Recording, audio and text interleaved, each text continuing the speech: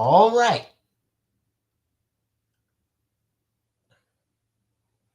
Welcome to part 3 of the Disney Home Media Collection stream, 2025 edition, where Movie and Game Lover 98 and I are each going to show off a combination of 2D and 3D animated films from Disney and Pixar.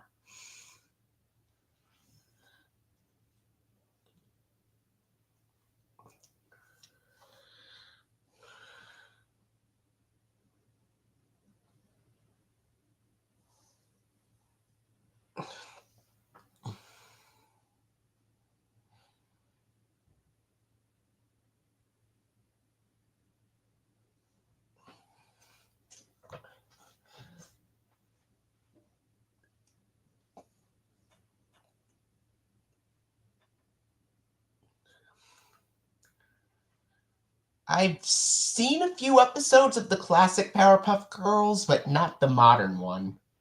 So, yeah.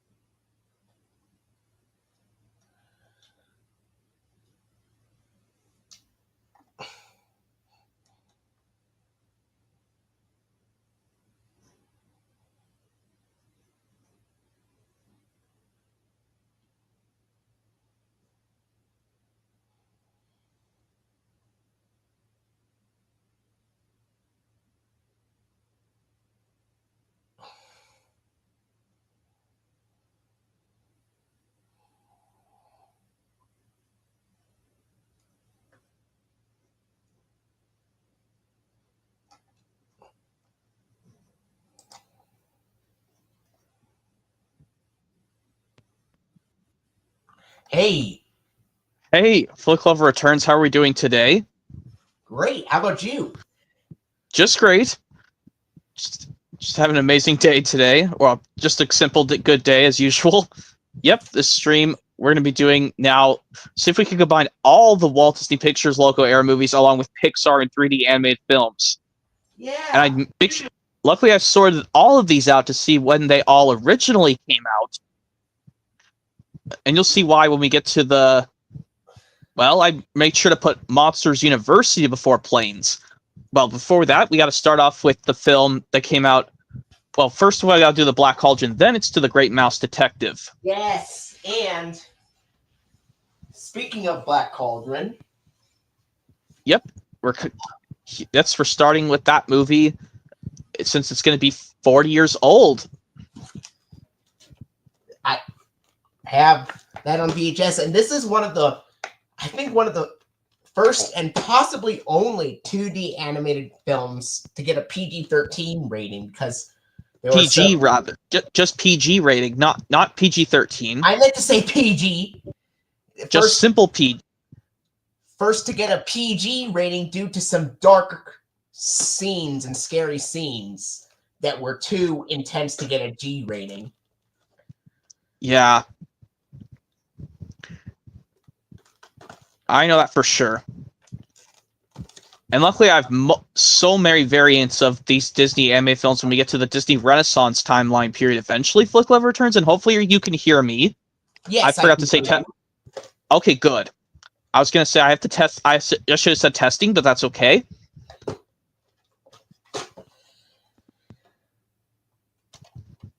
Print date is June 28th, 1998. June 28th? I was just a 15 days old baby. Yeah. In that day. I was born June 13th, and June 28th, I would have been a 15 days old baby. Yeah. And this came out on August 5th of 1998 on VHS. Officially, yeah. Okay. Now let's show off the Great Mouse Detective. I'm going to show and hopefully off 92 VHS. And I have the Blu-ray from 2012, and hopefully this one, after we do go through the Great Mouse Detective, I want to show the Brave Old Toaster because it's a bonus Disney film. Sure. Was part of it. Okay. Yep. Here's my 2012 Blu-ray of the Great Mouse Detective, and that's the 1992 VHS, which luckily I have. But honestly, I'm just going to upgrade to the 99 VHS because of obvious reasons. I think the 99 VHS, they fixed the title error. And same thing with this Blu-ray.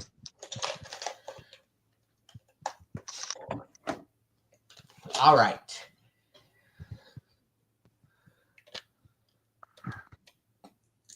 No, I have not, Jose Gonzalez. Print date is May 26th, 1992. This was released on, I think it was July 16th or July 17th of 1992 on VHS. Yep. All right, that's the Great Mouse Detective Flick Love Returns. And hopefully when we get to these three movies from 95 Flick Love Returns, we do a Goofy movie first, then Pocahontas, then Toy Story. Because the Goofy movie was April 1995, June 1995 was Pocahontas, and Toy Story was Thanksgiving 95. Yeah. Okay, now here's Brave Little Toaster. This is a 2003 DVD, but this is a 1987 Walt Disney Pictures movie. But this should have been released on DVD in 2002. Because, there's this 15th anniversary, and this film is from 87. Yeah, I heard that Disney originally put this out, but then Lionsgate re-released it, apparently. I've yet to seek a Lionsgate release of... I don't know if DVD versions by Lionsgate of this movie exist. Maybe, but You have to look at the spine to see if it says distributed by Lionsgate like they do on Thomas and Barney and Bob the Builder DVDs. Basically, it's the bar saying distributed by Lionsgate. Or on Clifford releases when they say just Lionsgate on the spine. Yeah. Yeah. And I still don't have the sequels to The Rescue and Goes to Mars. But even though, yes, I will own Goes to Mars, even though I hate the beginning with Baby Robbie crying right at the start after the logo disappears, but that's actually due to Rushy Taylor doing the performance of the Baby Robbie. But may she rest in peace, Rushy Taylor, the voice of Minnie Mouse. Yeah. Yes. I heard that she was also in Clifford's Puppy Days as one of the dogs named Trixie, I think. Okay, so Rushy Taylor, I didn't know Rushy Taylor could be in a PBS Kids show, but anyway, Brave Old Toaster. You should get all three of these on DVD Flick Love Returns. Just DVD. No reason to have them on VHS because they're all the same content and just different previews, that's all. All right. Okay, now we go on to my favorite Disney film of all time. All right. Yeah, I'm with Brave Old Toaster. Now we go on to my favorite Disney anime film, like I just mentioned before. Of anything. Which has my favorite cat character of all time, and he's orange, and he has the same character as the character in Thomas called Oliver and Company. Yeah, and this is the 96 VHS. I watched Oliver and Company so many times to death. Flick Love Returns 10 times in a row. Just because I love how the animation looks superb and how this looks like it came out of a comic book anime something. But rest in peace,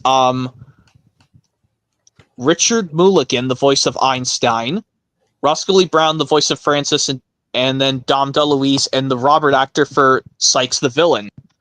I've heard that Roscoe Lee Brown was also the narrator for the 2002 reissue of Disney's Very Merry Christmas Songs. So the reissue, but there's an original version of Disney's Very Merry Christmas Songs. Yeah, that one was from 1988, the original. But the reissue's from 2002. And print date is July 3rd, 1996 on this print. Yep. And I also noticed how I brought up this has so many catchy Disney. This one has the most catchiest songs I've heard of in a Disney film. Of any of them, this one has the best, catchiest ones ever. Yeah. From Why Should I Worry? Or Once Upon a Time in New York City, or Streets of Gold. Yep. Or The Perfect Isn't Easy, or the cute and adorable You and Me, aka Good Company. Because, well, these actors for Oliver and Jenny the Girl are still alive. Natalie Gregory and Joey Lawrence are still alive, thank God. I've heard that Anyway.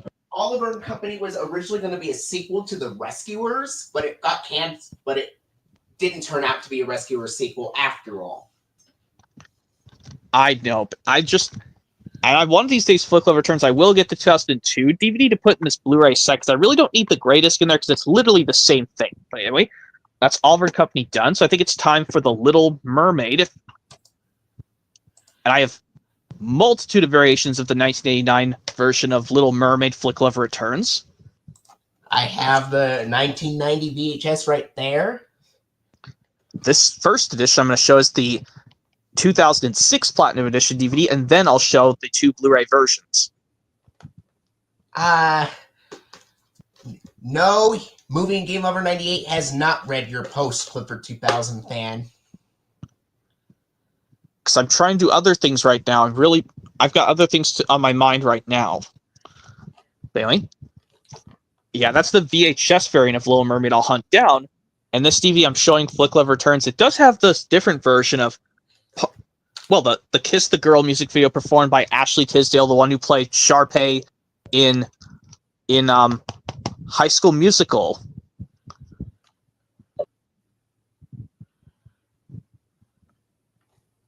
Yeah.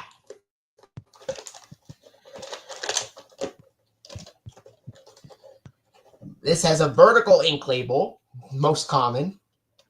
I think, okay, even if it's printed vertical, I would just get it with ink label instead, because I like inks better. No print date on this copy. I know sticker label copies might have a print date. Yeah, there exist vertical sticker label copies and even rarer horizontal sticker label copies too. Yeah, and now here's the two Blu-ray versions of 1989 Little Mermaid animated version Flick Love Returns, 2013 Blu-ray, Diamond Edition, and the 2019 Signature Collection 4K. And I'll show the sequels as well, with Little Mermaid 2 Return to the Sea and Ariel's Beginning. Okay. Now here's the two-movie collection with The Little Mermaid 2 Return to the Sea and Ariel's Beginning, which Return to the Sea was from 2000, and Ariel's Beginning released straight to DVD sometime in 2008. Very late 2008, to be exact, because Little Mermaid 2 Return to the Sea did get a DVD release sometime in late 2008, along with Ariel's Beginning. All three of those those two got a DVD release in late 2008, but this collection I have is from 2019. Yeah. And how I know you haven't seen, I don't know if you've seen Return of the Sea and Ariel's Beginning quite yet, Flick Love Returns. Still, if you haven't still have not watched those yet, that's fine. So no, I will see them very, very soon. Please give them a watch. And hopefully, I know you'll like the beginning, how baby Melody didn't cry right at the start. She laughed even if, like, when Ursula caught her in her octopus arms, and she still was laughing as a baby like that. Almost similar to that of Scamps of... Yeah. What? I don't think he likes to share what your work hours are, so could you please... You should tell him to please stay. We need to stop saying our personal information, otherwise I'm going to have to tell my brother about it. Or just delete it, yeah, I mean... Just delete the comment, I mean. Maybe I could try. Well, I mean, yeah, All as right, I was saying... it. Okay, but I was just saying, yeah, I know you'll love the portion at the beginning of Return to the Sea, Flick Love Returns, when baby Melody doesn't actually cry at the start, but it's almost similar to like at the beginning of Lady and the Tramp 2 Scamps Adventure with baby Junior, toddler Junior.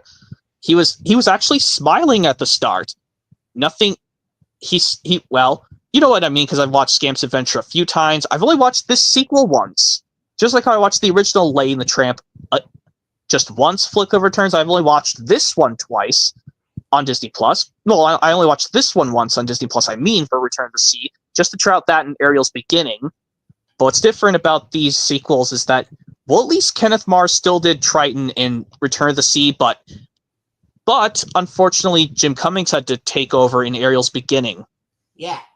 After showing this, I have an honorable mention to show off. Okay. And then I think we could do this in between doing the Little Mermaid stuff and Beauty and the Beast stuff if you want to. Since we had to show the rescuers together in the previous stream, in the previous part.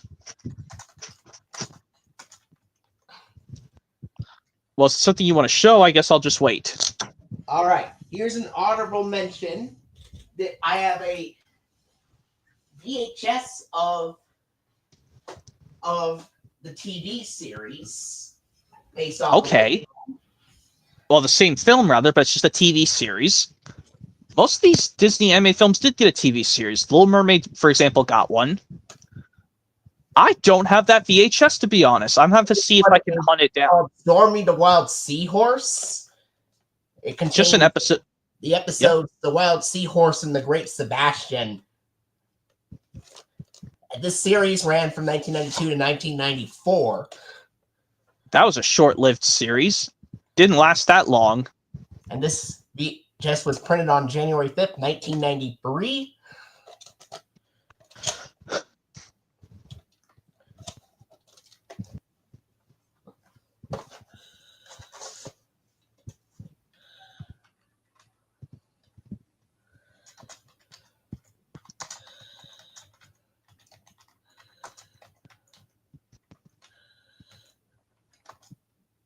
All right. Now we get to show off Beauty and the Beast. My favorite, just anything Disney animated film of the Renaissance Disney timeline period. This one's my favorite of the Renaissance Flick Love Returns. Yep. First version, well, you got to get the 92 VHS while I'm going to hold the 2002 Platinum Edition DVD. That's the Beauty and the Beast I have. There exists a 2002 Platinum Edition VHS if you'd rather get that one. And because it has a blue lid on that tape. It has the same pose of Belle, I think, on the identical to the 2002 one and the 92 one.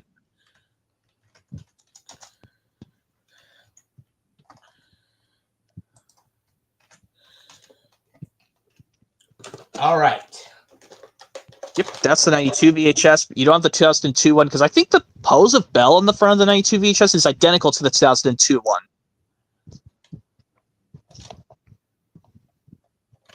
Anyway, print date's June 3rd, 1992, and this came out on October 30th, 1992, just a day before Halloween of that year.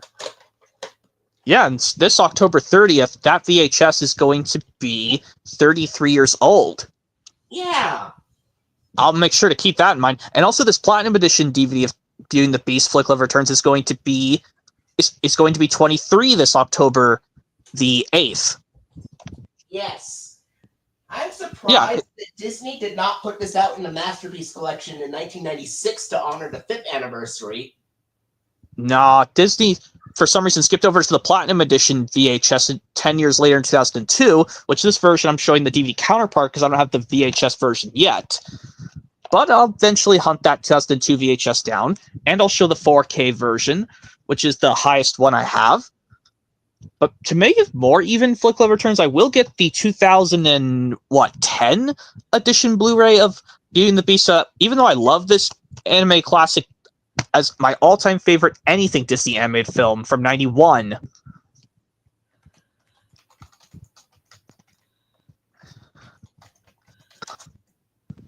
Because I know this film came out the same year as that Bill Murray Touchstone Pictures comedy What About Bob and some other movie.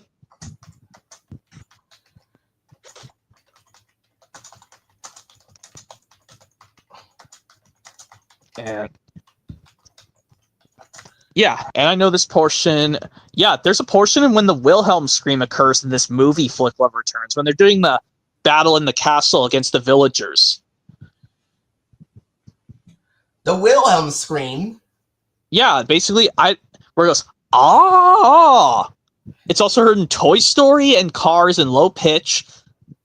Yeah. I've heard that same scream was heard in an episode of Clifford the Big Red Dog. I think it was Vaz Goes Down to Tubes. That scream was heard there. Oh my god, I love listening to that Wilhelm scream. That scream sound that's been around since the 1950s. But anyway, Beauty and the Beast, definitely like this version the best. But even though I might hunt down the live-action version on Blu-ray one of these days, Flick Love Returns, that's why I'm going to get the animated version and live-action one on Blu-ray separately. That way I can get the 2002 Platinum Edition VHS. Okay, now it's time for Aladdin.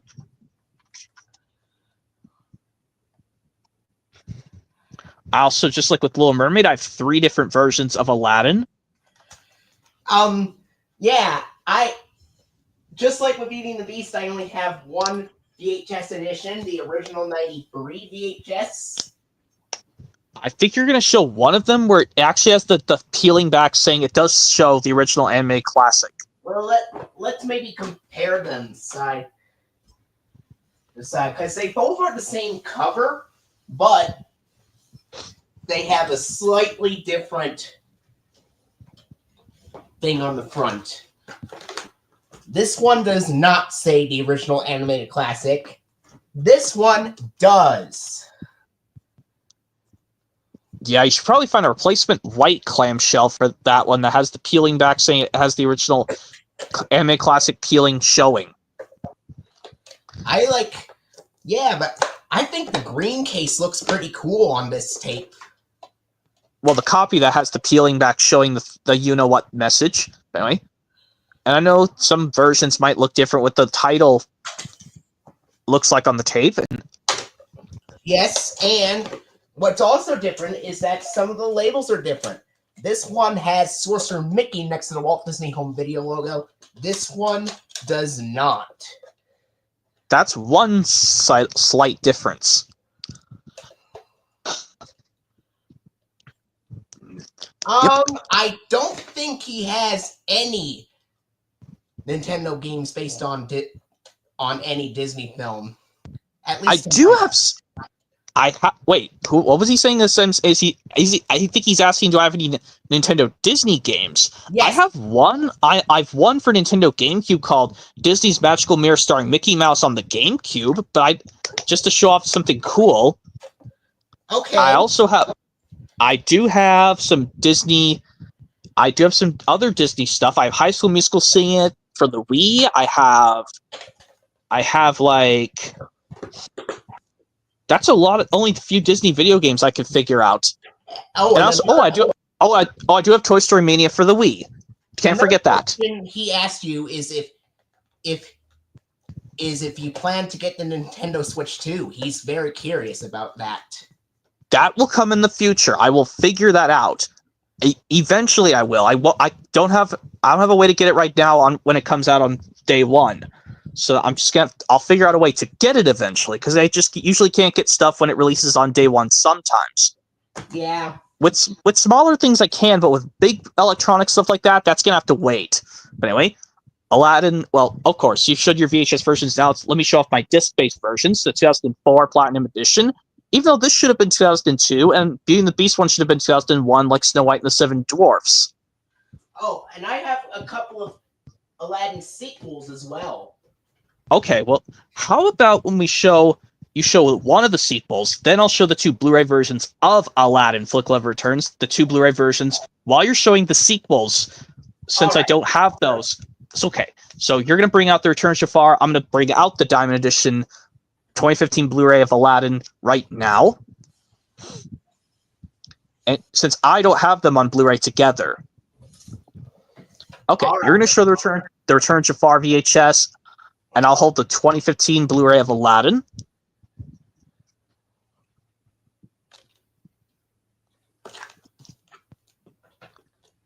Yeah, I know the voice actor for Homer Simpson does the genie instead of Robin Williams. Yes, but he does return in the 3rd film. Yeah, can you believe? Yeah, I saw a teaser trailer for this Flick Love Returns. They're making a live-action Aladdin, The Return of Jafar live-action film, but I don't think it's going to be good because that leaked image made me so freaked out. It's like, that doesn't make any sense in the live-action. They're making a live-action Aladdin, The Return of Jafar? What? I thought they were only going to make a live-action Aladdin, where Prince Ali was played by this actor instead of... Well, they did, but then Disney decided to make another live-action remake of Return of Jafar. Oh, that one is going to be horrible because I think they're going to have a kid born at the end of their live-action Return of Jafar, but in this animated one, they don't have a kid. Because in The King of Thieves, which we're going to... Well, you'll explain something when we get to The King of Thieves later, eventually soon, but there's the tape for the Return of Jafar animated version, I should say, because now a live-action one's coming out, and I'm not happy about that. And print date's March 30th, 1994, and this came out on May 20th, 1994.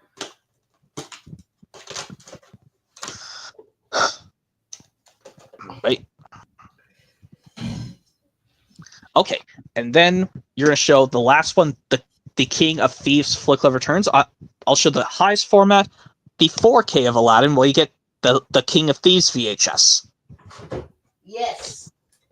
Which King of Thieves. Yep, that's the next one we're showing off. Okay. There it is, right there.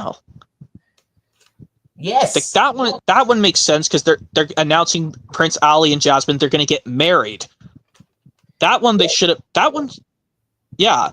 This should have been the finale. Then just ignore the live action Aladdin altogether.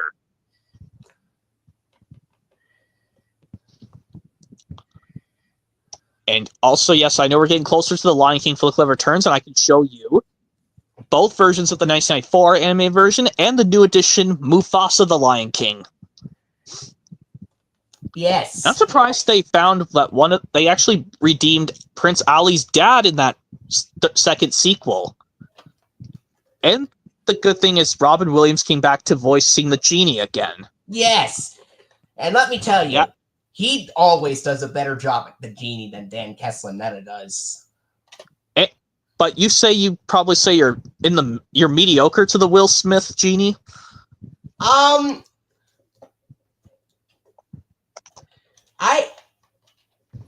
thought his performance was great, but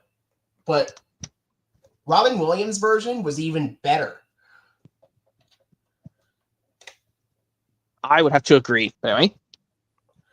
And print date for this is July 16th, 1996. Yep, this has the Oliver and Company coming to video trailer on that VHS.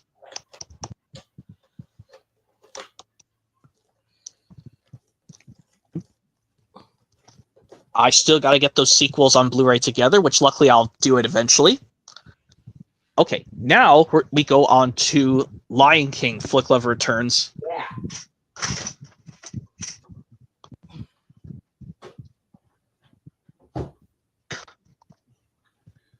All right.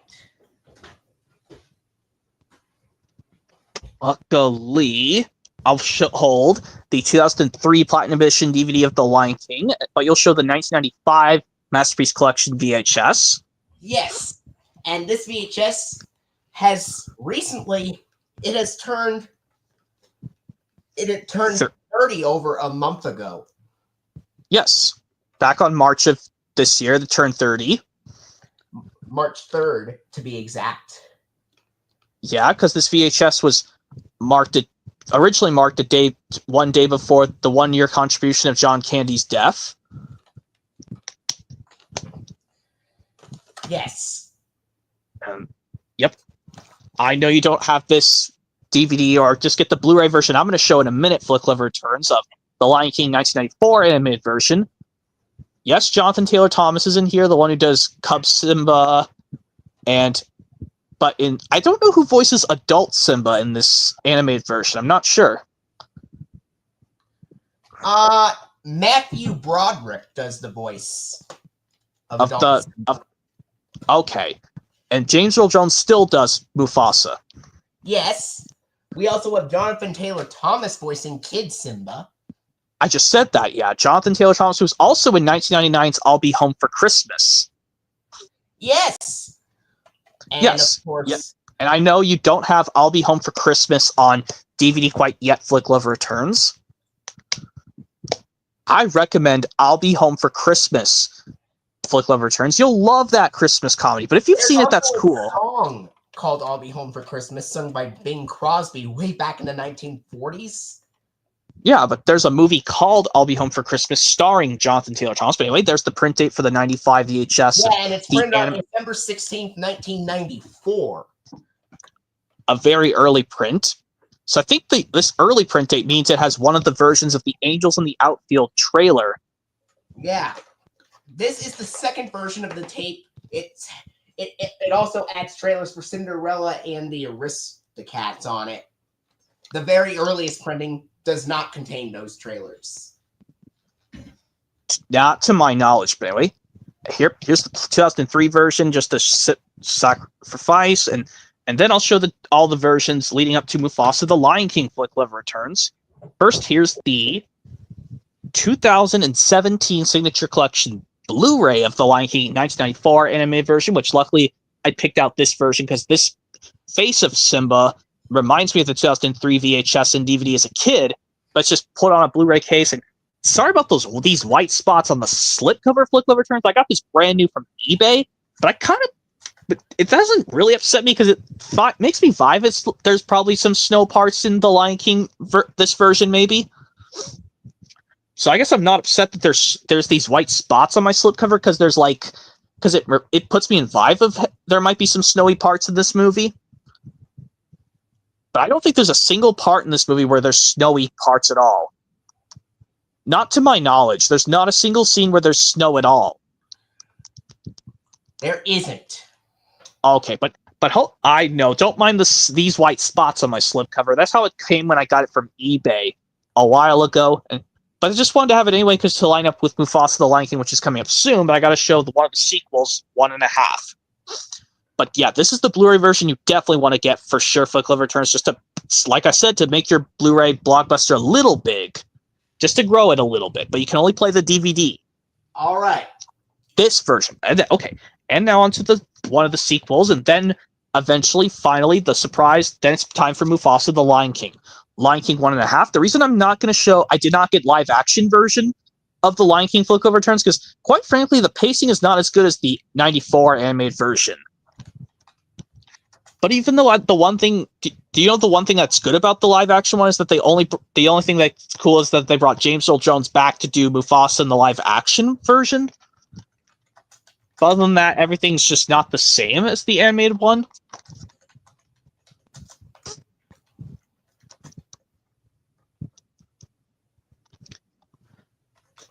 Well, yep, there's the Lion King 1.5. You probably should watch, in chronological order, Flick Love Returns. Watch this one after the first Lion King, then do Simba's Pride. Which I know you don't have Simba's Pride, but there do exist a 2003 VHS and DVD of Simba's Pride Flick Love Returns. Yeah. Probably hunt that down, or the Blu-ray version of Simba's Pride. Anyway, okay. And now here's the surprise. Flick Love Returns, the movie from last year, and it just hit Blu-ray on the same month as Sonic Movie 3 on physical media, but it came out earlier than that. 2024's Mufasa the Lion King. A great prequel origin Lion King film that I actually enjoyed. Even though some people, I know some people say they like Sonic the Hedgehog movie 3 more than this. I like this is equally as good as Sonic the Hedgehog 3 Flick Love Returns. Yeah. Yes, and if you get this Blu-ray eventually soon, Flick Love Returns, there's a message that says, in loving memory of James Earl Jones, because he passed away a couple months before the prequel origin movie came out. And this pre-origin Lion King story, I would definitely say this one steps above Cruella, in my personal opinion.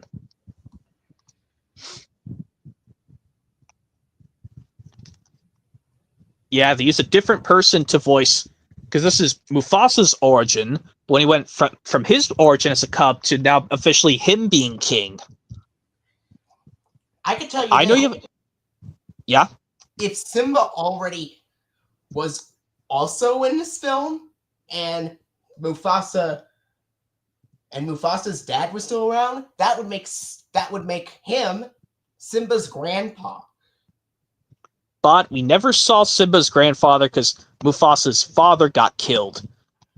Unfortunately, well, you haven't seen this all the way from beginning to end in the theaters, Flick Love Returns, but luckily the Blu-ray just came out. Hopefully find this and tell me if you like it once you try it. Eventually. Okay. And I like the one song, and luckily this one, there's some snowy parts in Mufasa the Lion King. There's this one portion where they're trying to run away from these herd of lions or tiger. No, just lions. There's no tigers. There's only tigers in the Jungle Book movies. But anyway, Mufasa the Lion King, definitely try this for yourself, Flick Love Returns. Hopefully, yes, you'll probably like it just like me, and how this one, Mufasa got to meet Fiki and Zazu for in his side. Maybe this is a reason to watch this before the animated Lion King, in my personal opinion. But in release order, I would watch this as the last one. Don't even go near the 2019 live-action Lion King at all. But anyway, Mufasa the Lion King is all done. Now, we go on to some movies of 1995. Hopefully, yeah, this time we're going to do a Goofy movie first. Yep. If I'm not mistaken, I think this is one of the only Disney animated films released in 1995 that would also get released on VHS and DVD later in that same year instead of next year. Well, this did get a VHS alone back in somewhere in 1995, and this DVD came out at the same time as the Gold Classic Collection VHS.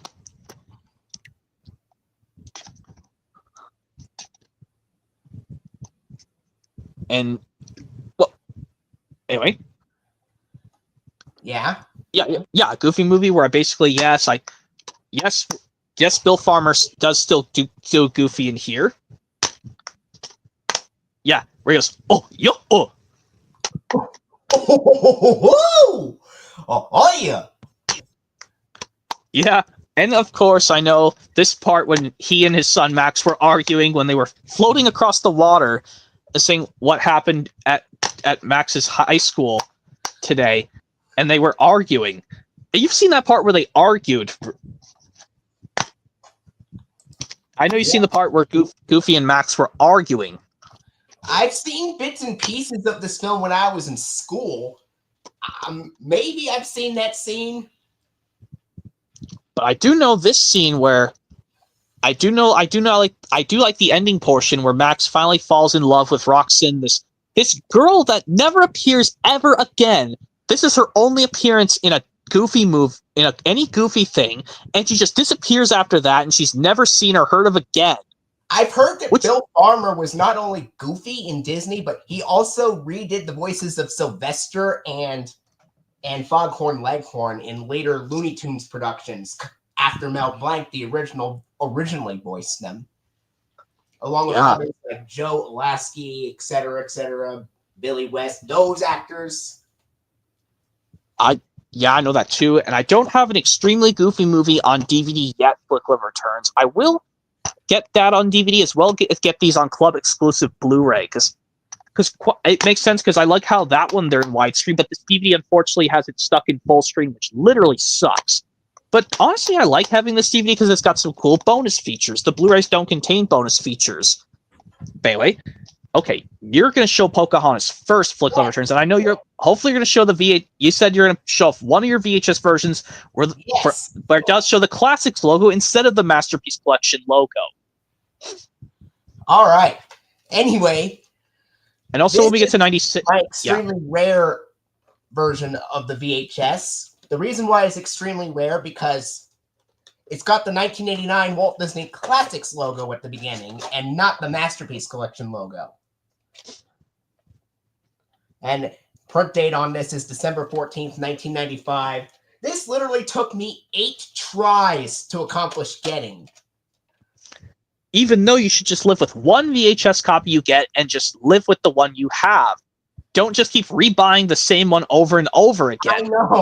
I know. That was a mistake I made a long time ago. Anyway.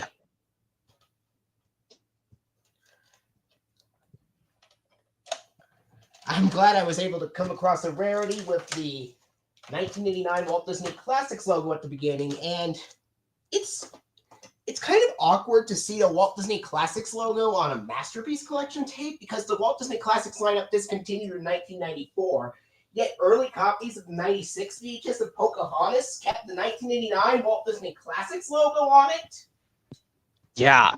Okay. Now, also when we get to 96 movies, Flick Love Returns, I think we show the Hunchback of Notre Dame before James and the Giant Peach, if I'm correct.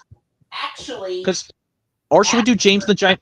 Or do James and the Giant Peach after Toy Story and before Hunchback of Notre Dame? We have... All right. Or next is Toy Story is next. Well, yeah, Toy Story's next, but I was saying, do we do James and the... After Toy Story came Muppet Treasure Island, then James and the Giant Peach, then the Hunchback of Notre Dame. Well, even though I should have showed Treasure Island, I'm going to show that when we do the live action one next week, Flick Love Returns, because that's related to the original Treasure Island in the next part, not in this part. Because I want to say it's related to the original Treasure Island from the 1950s. But anyway, here's Toy Story 96 VHS yours. I have the 2011 3D Blu-ray release. Yeah, the filters of Woody and Buzz look different on the 96 VHS. Actually, the filter of them with their faces like faded, like in the sun, in the shade, is similar on the 2005 2-disc special edition DVD, 10th anniversary DVD. But this one, I'm surprised that. Yeah, but it's also in the 2000 VHS as well, and the DVD counterpart, I think. The DVD. Yeah. If you look at the print date for this VHS, it is September 6th, 1996. Just 3 years before the debut of Dragon Tales. Exactly 3 years before. Yeah, just a 3-year difference. And I think this one, the Hercules trailer, this might be the version 1? It has Elliot saying, "You're invited behind the scenes."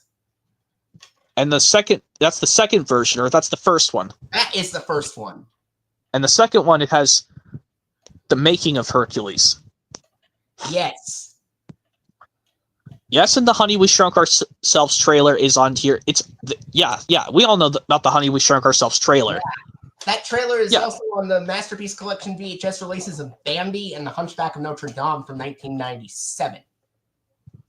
Yeah, but anyway, and also I do have a trick to do this, Flick Love Returns. I'm going to put the 2-disc 2005 DVD of Toy Story into this Blu-ray combo pack.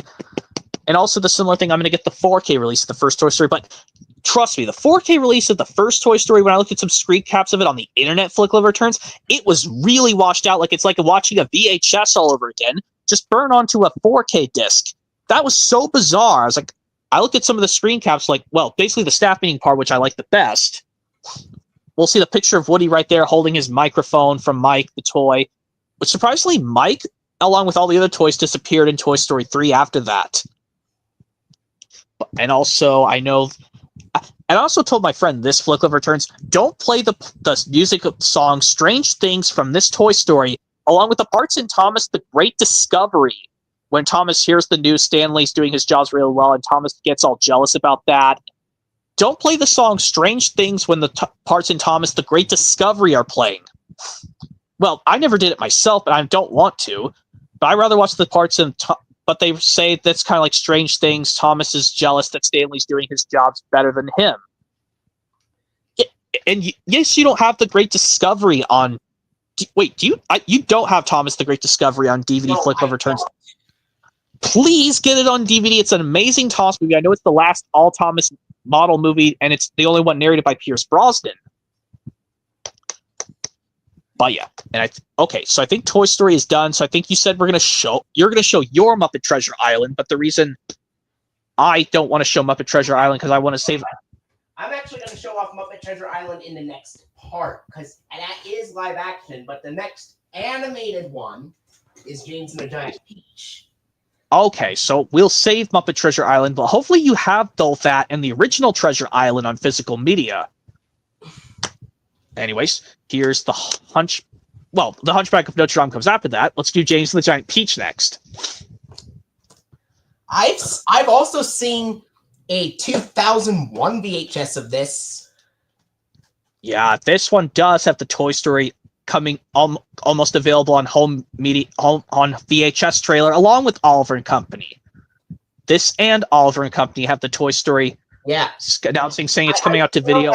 That multiple years ago, a lot of people were giving away their Disney VHS tapes that they didn't need anymore, and they gave them all to me.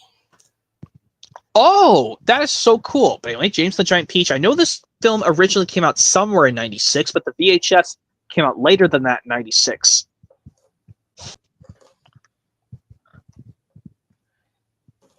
But I can't believe one of James's two mean aunts could be named Aunt Sponge. That's a funny name, despite they're both rude to him. Almost the equivalent of the two uncles being savage to this boy in New Line Cinema's 2003 or 4's Secondhand Lions. And apparently what I found out was the person who animated James and the Giant Peach was the exact same person who did claymation for some Nick Jr. bumpers, like the Nick Jr. Productions logo from '99. Yeah. That's because that same claymation artist did the clay animation for this film in addition. And oh yeah, and yep, there's the print day of James the Giant Peach 96 VHS. August 14th, 1996 is the print date for this. Yep, printed 4 days before one of my brothers was born. And this was released October 15th of 1996, just 2 weeks before Toy Story was released on VHS. Oh my god, that's so cool. Well, this does have the Oliver and Company VHS trailer, but despite it says it's already on video. And the same composer who composed the music for Toy Story also composed music for this film. Yeah. Okay, now let's show the Hunchback of Notre Dame. And luckily, yeah, and this one you'll show A Bug's Life after we do Hercules, and we'll do A Bug's Life before Tarzan, and I'll do Toy Story 2 after Tarzan. Okay. Yep, there it is, The Hunchback of Notre Dame. That's the year 96 or 97 VHS of the 96 movie.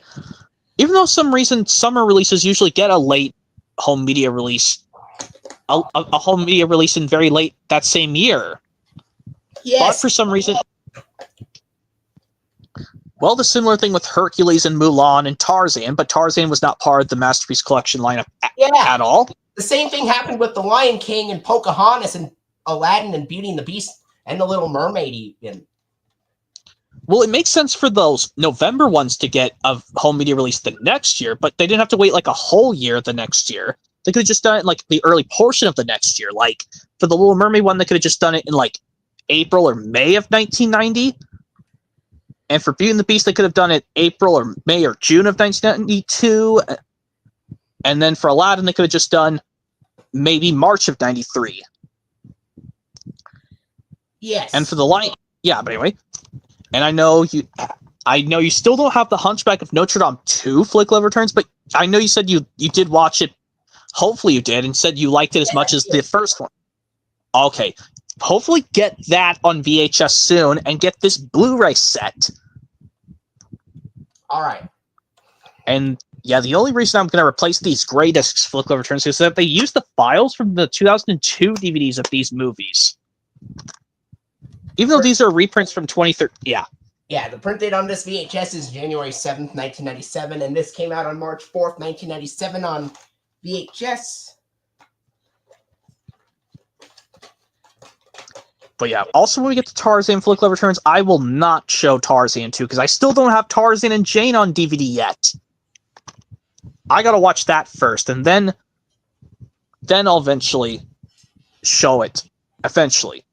So hopefully this time when we get to Tarzan Flick Love Returns, I'll just not show anything. You just show the VHS of Tarzan when we get to it.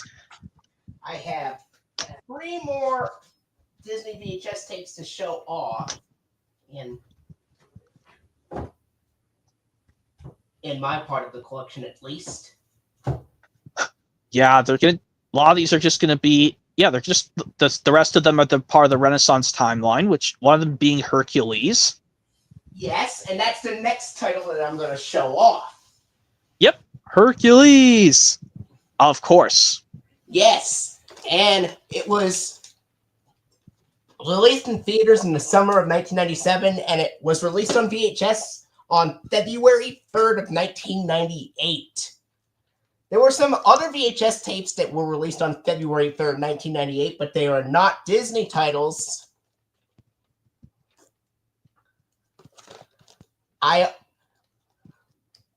Believe it or not, some Sesame Street titles were released on February 3rd of 1998, such as Sesame Street Fiesta and Kid's Guide to Life, Big Bird Gets Lost. Those were also released on the same day as this VHS of Hercules. Yeah. And yes, we know that poster art. I can see both baby and adult Hades on the same poster art, but when we get to Tarzan, they separate them in portraits. But on the DVD of Hercules, which you don't have yet, Flick Love Returns, the simple DVD, the Gold Classic version, they only show adult Hades in that poster on the back. I actually did watch the Gold Classic Collection during a DVD during like a history class when I was in middle school. Okay, that was a long time ago. But anyway, that was the VHS of Hercules. And the print date is December 24th, 1997, Christmas Eve of 1997, even though this is a 1998 VHS. I was just praised to say 24 years ago, 1997, 27 years from 4 days ago would be Mufasa the Lion King's release. But anyway, I just brought that up because I just showed Mufasa the Lion King earlier. All right. Let me just grab Toy Story 2 Flick Love Returns, and luckily I did bring Buzz Lightyear Star Command The Adventure Begins to also show that after Toy Story 2, because that's the only one of 2000 I have, because it's a mix of both animations. You'll see why.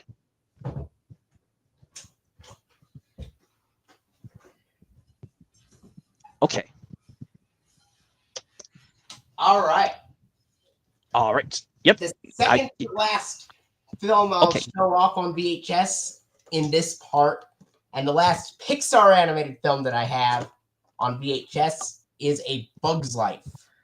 That's the version with Flick on the cover. There's also versions with Dot, Hopper, and Francis and Heimlich. Yeah, but the Flick cover, that is the most common version of the cover. Yeah, some people say they like Heimlich. Yeah, I did a great Heimlich impression. The way he's voiced by Joe Ranft, may he rest in peace, Joe Ranft, because this movie came out 7 years before Joe Ranft passed away. And you're not gonna believe this. Not only does Joe Ranft appear in this film, but surprisingly, we have Roger Bumpus in this film as well. The voice of Squidward does the voice of the mosquito in this film. Oh, yes. I talked about those two mosquitoes, part of the warrior bugs. Low positive. That's the mosquito's voice. Bloody Mary. Low positive. That is done by Roger Bumpus himself. Yep, the one who did Squidward and SpongeBob SquarePants.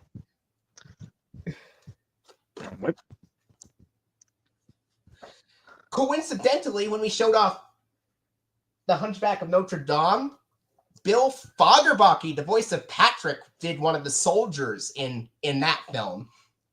And surprisingly, Bell made a small cameo in the Hunchback of Notre Dame.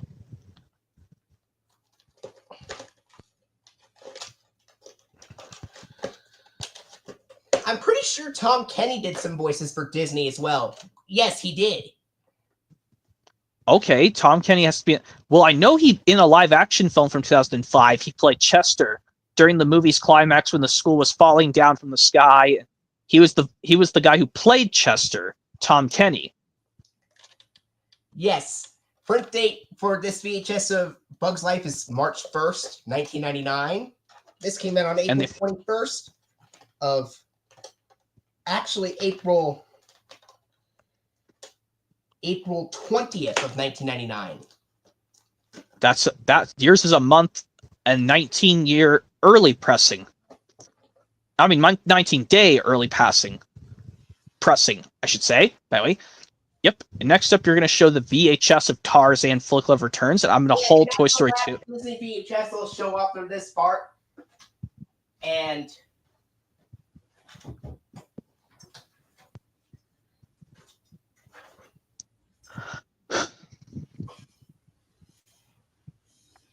yep, I'm not going to show anything until I show Toy Story 2 Flick Love Returns. I'm not going to. All right. Tarzan, yep. This was released in theaters in 1999 and came out on VHS on February 1st, 2000. Yep. This VHS had 28 days before, several weeks before Thomas Spills and Chills at VHS, because there is the 29th day in February in 2000. VHS has turned 25 years old this year. Yeah, Disney has still not decided if they're going to put this in a 2 pack with Tarzan 2 on Blu-ray yet. They still have not figured that out. And the print date for this tape is December 8th, 1999. Yeah. Yes, I gotta admit, I had to live with the part with baby Tarzan crying right at the start. Flick Love Returns after a few minutes, but I gotta admit the picture on the back is cute. I will admit the picture's cute, despite I had to live with baby Tarzan crying right at the start after the logo disappeared. The similar thing with the Brave Old Toaster Goes to Mars, which I explained when I showed Brave Old Toaster earlier. It's a similar thing, almost identically the way, because they came almost a year apart. The Brave Old Toaster Goes to Mars and Tarzan, they came a year apart, and they have something similar that I had that vibe. But I will admit the picture of baby Tarzan on the back is cute, and I like how he grows. Or maybe like there's this one scene when he's already an adult, still a guy of the jungle, an African jungle guy, but he sees his father in the shadows as an adult man, and his ghost voice calls out to him, just like how Mufasa's ghost calls to adult Simba in the Lion King portion of that movie. But anyways, yep, Toy Story 2 is next Flick Love Returns, since you have nothing else to show for the remainder of this stream. All right. Yeah.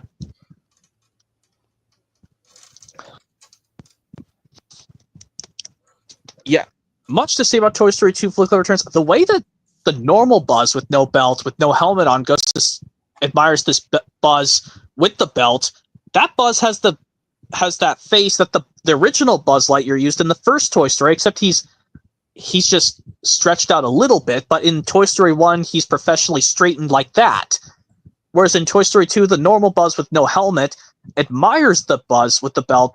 That's that face from the first Toy Story in a way.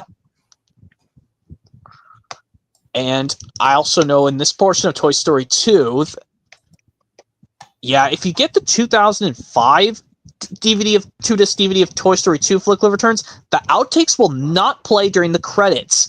But if you have the DVD in this combo pack, the outtakes will play during the credits. Or if you still have that DVD of 2000 DVD of Toy Story 2 when you were little, that you have to choose the full screen version to play the credits. Which is kind of a bummer if you ask me. Because usually on all HD versions, they play the outtakes during the credits. Well, at least Toy Story 2, they remembered to do that correctly. Yeah, I also know a while ago, yes, it was Estelle Harris's heavenly birthday, but she's gone. May she rest in peace. Estelle Harris, the voice of Mrs. Potato Head.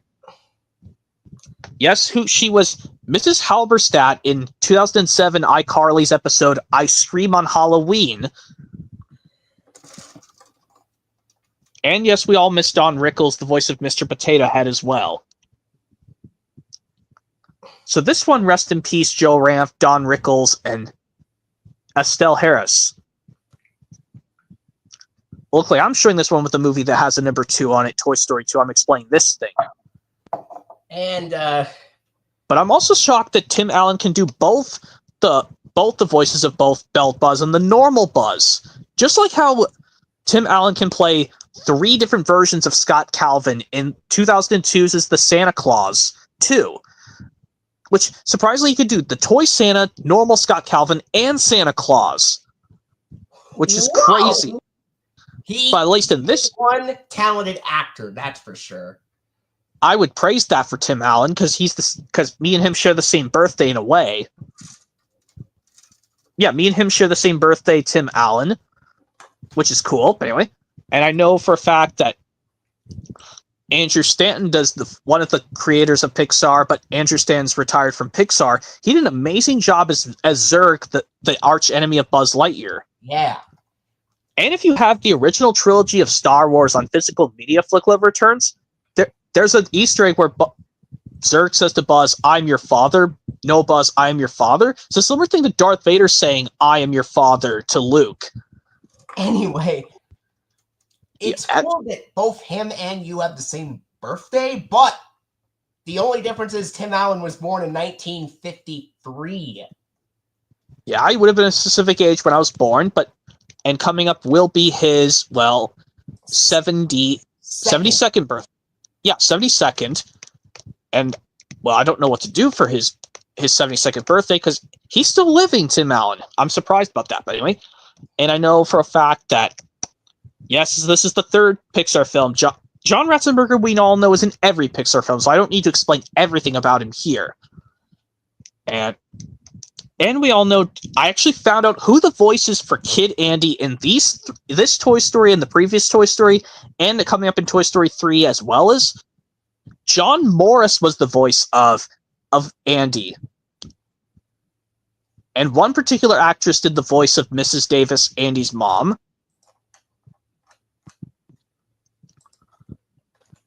But yes, Annie Potts is still in here as Bo Peep, which as Woody likes to call her Bo. But anyway, yeah, Toy Story 2, and I know for a fun fact, Flick Live Returns, that you've seen the sequel before.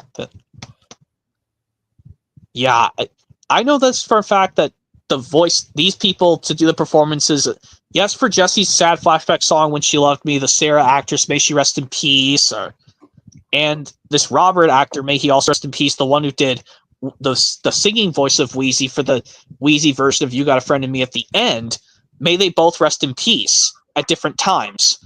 I'm pretty sure the Robert actor for Wheezy singing of You Got a Friend in Me passed away in 2007, and the Sarah actress, I don't know when she passed away. The one who performed the song for Jessie's flashback, I don't know when she passed away. But anyway, Toy Story 2, that is all done. Now we go on to Buzz Lightyear of Star Command: The Adventure Begins. Luckily, I am going to show it in the main collection, because it has a blend of 2 animations, technically. First off, with the beginning sequence, where it has Toy Story 3D animation at the beginning, but when the actual movie starts, it's Buzz Lightyear himself is 2D animated. Yes. And another weird thing I noticed about it is that it contains the 1990 version of the Walt Disney Pictures logo that is not in Pixar films, instead of the Pixar variant of the logo. The way you can tell between the 1990 Walt Disney Pictures logo and the Pixar variant, the Pixar variant, I know it's got like it's like a 3D model of a castle, but whereas in 2D animated films, they draw it. Yes, that one is drawn by a shower of like whichever effects you say that. Yeah, that's the one that appears in this film. And I know, yeah, and also another strange thing is that Woody is not voiced by Tom Hanks in this movie at the beginning portion before the movie starts. Instead, the brother of Tom Hanks had to voice Woody instead. Yeah. Jim Hanks, Tom Hanks' brother, had to do Woody instead of Tom Hanks. Even though, I don't know why it took Tom Hanks so long to finish the film, because Castaway came out in late 2000. This movie came out in the summer of 2000. In the summer of the new millennium year. I don't know why it took him so long to finish Castaway, because Castaway came out several months later in the late portion of 2000, but it didn't come out on VHS until 2001 Castaway, and Tom Hanks still was busy working on Castaway. I would have loved if Castaway came, I don't know, a month after this movie came out on, because this movie released straight to video. I don't think this was in theaters, Buzz Lightyear Star Command: The Adventure Begins, because I think the reasons why this was because started production before Buzz Lightyear Star Command, but the production process took longer than expected. But the reason why this was never put in theaters for returns is because this movie is only a certain amount. This is only an hour and 10 minutes long. Because clear reasons why, because this is a compilation of the first 3 TV episodes of the series of the Buzz Lightyear Star Command TV show, but they compiled them into one movie on DVD right here. Yes, it's kind of like what happened with the Many Adventures of Winnie the Pooh, where it was a package feature which had a compilation of 3 animated Winnie the Pooh shorts from 1966 to 1974. But they compiled it to say the Many Adventures of Winnie the Pooh. But I don't know if those shorts got released on VHS by themselves. I don't think they did. Yes, they did. They got released multiple times separately on VHS before the Many Adventures of Winnie the Pooh even actually it got re-released in 1996. Oh, well, that explains something. But at least I know Tim Allen does do Buzz Lightyear in both the 3D animation scene at the beginning and the movie itself and the 2D animated movie itself. Because I'm surprised this movie has a blend of both 3D Pixar animation and 2D animation in the actual movie, but this is the only time Pixar did something 2D animated. Other than that, all their movies are completely 3D animated for Pixar, but regular Disney themselves still did 2D animated films technically. Yes. It wouldn't be until 2010 when they switched over to 3D animation for both Disney and Pixar entirely. Well, there was one Disney animated film in 2005 that was complete. What switched over to computer animation in 2005, and that would be 2005's Chicken Little. Yes. But anyway, Buzz Lightyear Star Command: The Adventure Begins. That is all. I recommend this DVD Flick Love Returns, or you could get it on VHS. Like I said, I don't care if you get it on either VHS or DVD. It's still the same movie, but if you want to get it on either, it doesn't matter. But anyway, yep, Buzz Lightyear Star Command: The Adventure Begins. All done. Now, we're on to my favorite Pixar movie of all time. As I mentioned at the beginning, Oliver and Company was my all-time favorite Walt Disney animated film regular. This one's my favorite Pixar movie of all time, Monsters, Inc.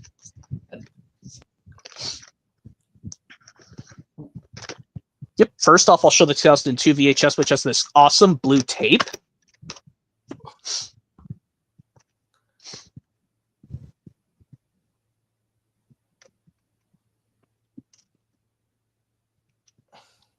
and the DVD counterpart, which surprisingly, this case styling is the same way that they did the 2002 Platinum Edition DVD of Beauty and the Beast. Wow. And because these came several days apart. This and the 2002 Platinum Edition DVD of Beauty and the Beast came several days apart. Because this originally hit the street dates on September 17th of 2002. This DVD version of Monsters, Inc., to be exact, along with its VHS predecessor.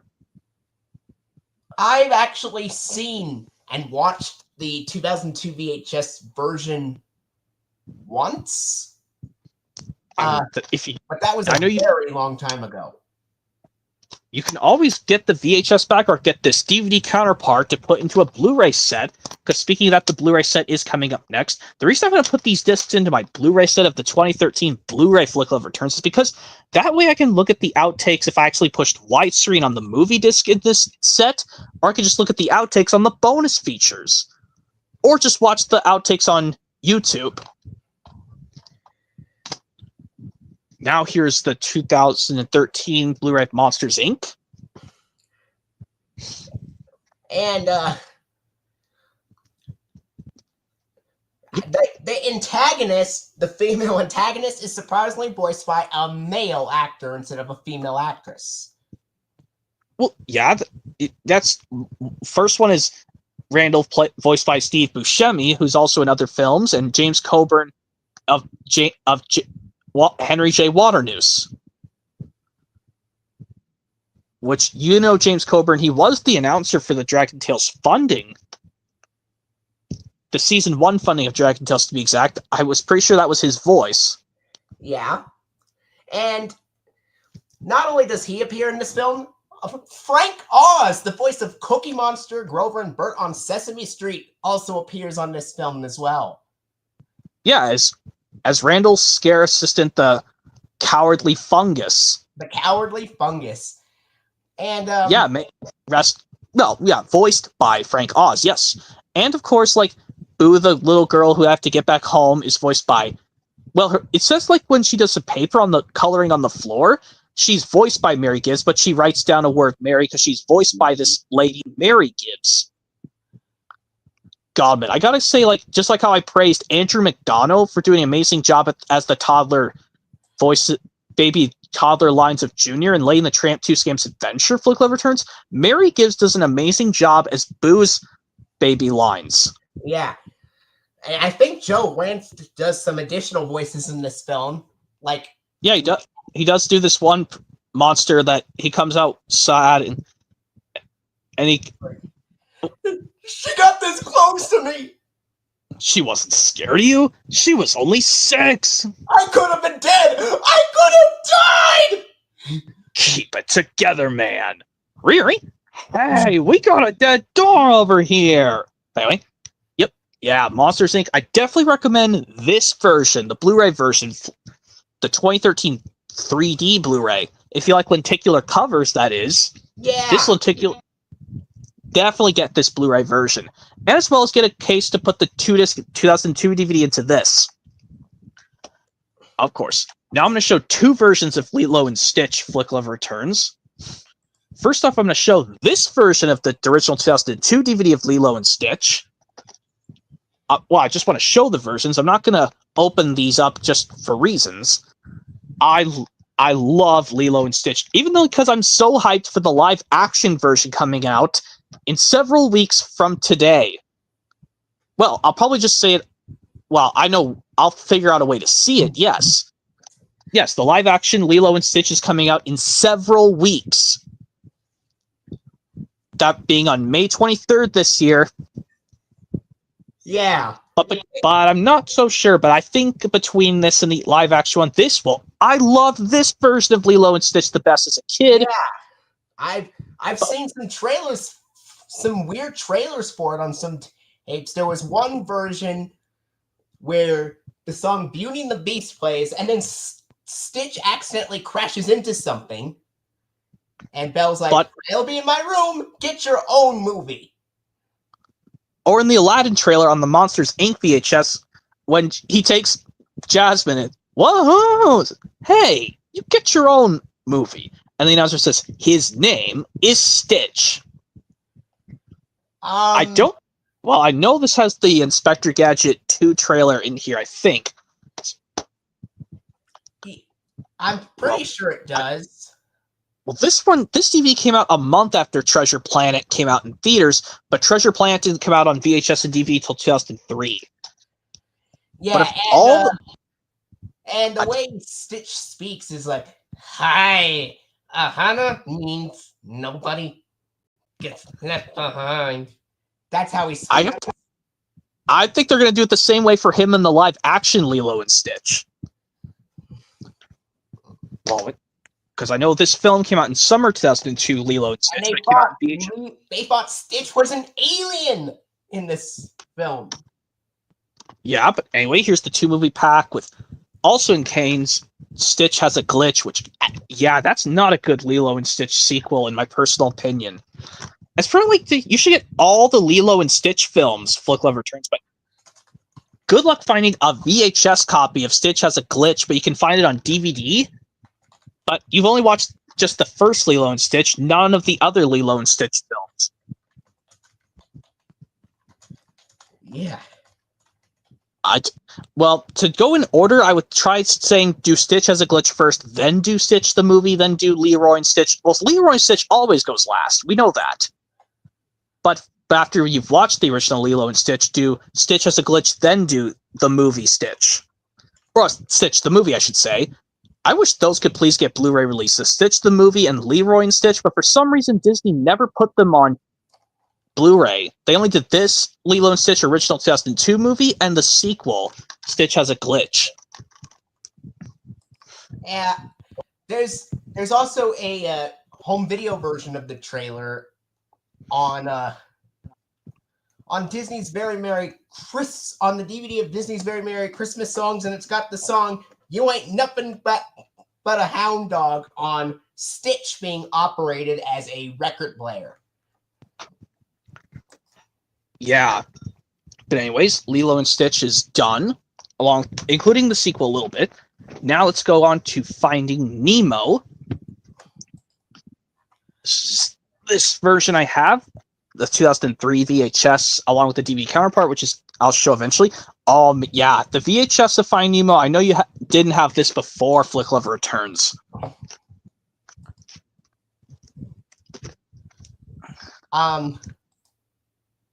But I know you said you had the DVD. Watched the DVD of it, and I used to own the DVD. Well, I'll show the DVD next in a minute.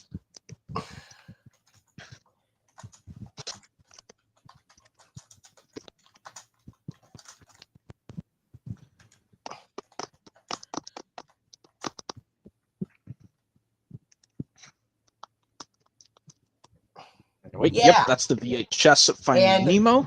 And I could do, well, there is a father looking for his little boy. What are these? My father. Dory, no, Dory. This is Dory. Are you okay?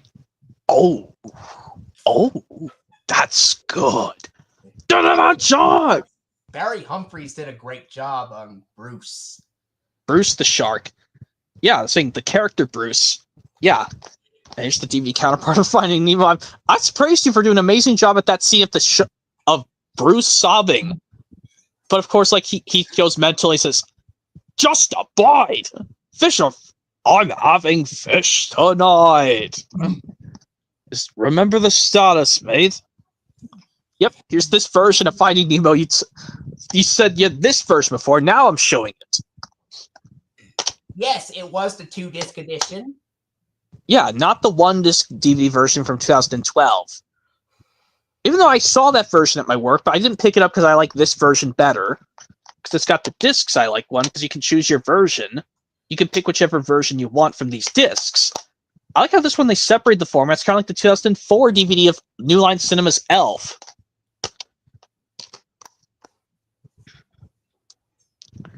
Oh, wait, that's version of Finding Nemo number 2, and version 3 is the one I have on the highest format for now, 2012 3D Blu-ray. But there's also a normal Blu-ray release you can get of this Flick Love Returns, which just has Crush and Marlin and Dory, but a little bit of Bruce as well. Yeah, saying there's Bruce, Bruce himself right there.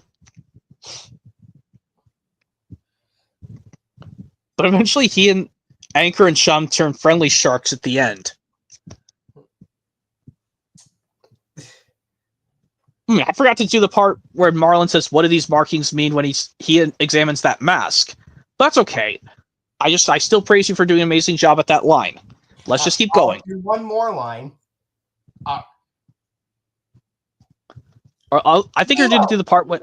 What do you think you're doing? You're going to get stuck down there, and I'm going to have to get you out there before another fish does.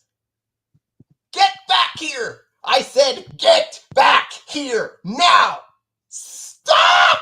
You take one more move, mister. Don't you dare! If you put one fin on that boat, are you listening to me? Don't touch the boat. Nemo! He touched the butt. You just pounded your little fin right back there, Nemo. That's right. You are in big trouble, young man. Do you hear me? Big... Daddy, help me! Nemo! I'm coming.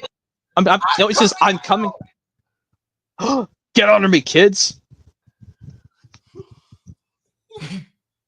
And then, of course, when he runs into Dory, he says, look out! Oh, sorry. Didn't see you there. There. It's okay. It'll be all right.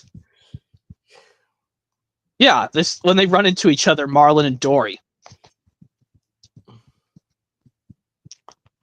Okay, Finding Nemo, that's all done. Since you did an amazing job at that scene when Marlin tells Nemo to get back here right now. Anyway, that's done with Finding Nemo. Now we go on to Brother Bear, along with its sequel, Brother Bear 2. Like I said, this was a late 2003 Disney anime film, the first Brother Bear, and the VHS and DVD were released in 2004. Yep.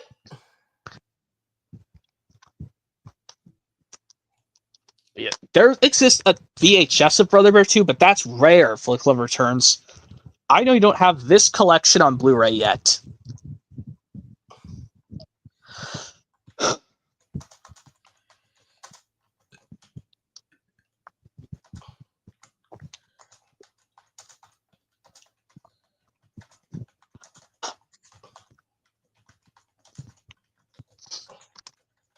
And yep, I know for some reason, I know there's a...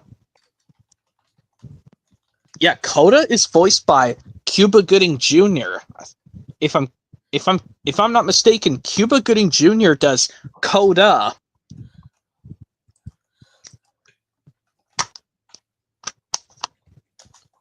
And yeah, we're getting to these 2004 films, Flick Love Returns. Hopefully, I put these in the right order after this is Home on the Range, Mickey, Donald, and Goofy, then The Incredibles.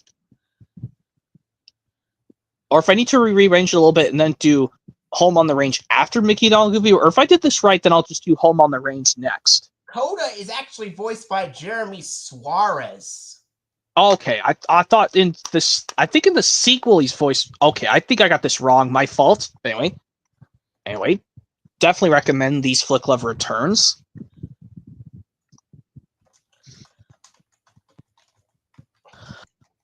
There's not much to say about these Brother Bear films. They're both cool. They take place in,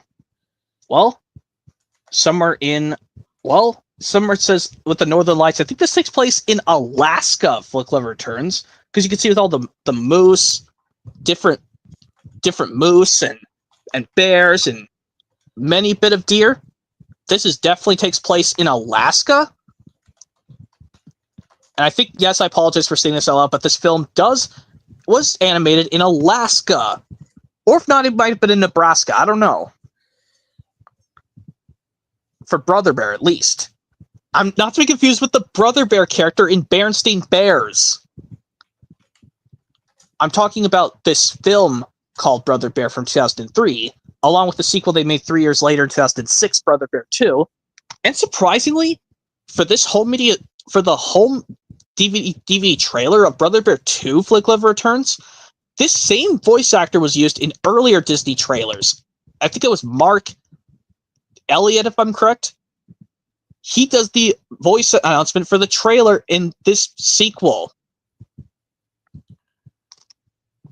Oh, we found out that Roger Bumpus does some additional voices in this film as well. Brother Bear, the first Brother Bear to be exact. Yeah. Oh my god, Roger Bumpus is in another Disney animated film besides The Hunchback of Notre Dame and A Bug's Life. He's in Brother Bear, the first one. Yes. And we have the same guy who does the music for Brother Bear who did the music in Tarzan as well. These movies came 4 years apart, to be exact. Phil Collins is what I'm talking about. Unfortunately, he suffered a big injury which prevented him from ever playing drums again. Well, hopefully Phil Collins is still around, but he just can't play instruments anymore. But if he's gone, rest in peace to him. Yep, I think next is Home on the Range, Flickle Returns, if I'm correct. He's still and around. Then okay, Phil Collins is around. He just can't play. He was just not allowed to play instruments anymore. Anyway, I think hopefully this is first. Then we go to Mickey, Donald, and Goofy. First is Home on the Range, then to Mickey, Donald, and Goofy. Yep, Home on the Range. The very last main line to the animated Disney film, Flick Love Returns, until they went back to it with Princess and the Frog 5 years later in 2009. Very late 2009's is The Princess and the Frog. Unless you don't count Winnie the Pooh 2011 film. Which that's related to all the Pooh films. Anyway. I think, in my personal opinion, I love Home on the Range. No matter how many people say it failed at the box office, I loved this movie. Phil Collins does the voice of Muck and Luck, who are a pair of polar bears in Balto. Okay, I thought you were talking about Brother Bear show previously, but no, it's a different movie. Okay. Anyway, yep, Home on the Range, Flick Love Returns. I would say you should try this film out. If you've seen this film before, that's cool. But if not, please let me know if you like it as much as I do. But if you don't like it as much as I do, then that's totally okay. One thing I like about here is that the voice actress of Celia, Jennifer Tilly's in here. And Estelle Harris is in here too. Because it focuses on 3 girl cows trying to save their land, the Patch of Heaven. Is that what it's called? Yeah, the Patch of Heaven.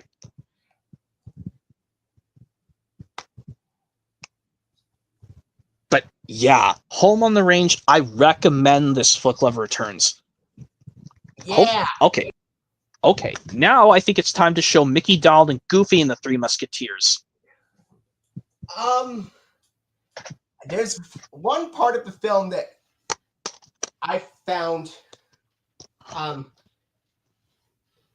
think there's a scene where he's like, Goofy is like, Opus failed?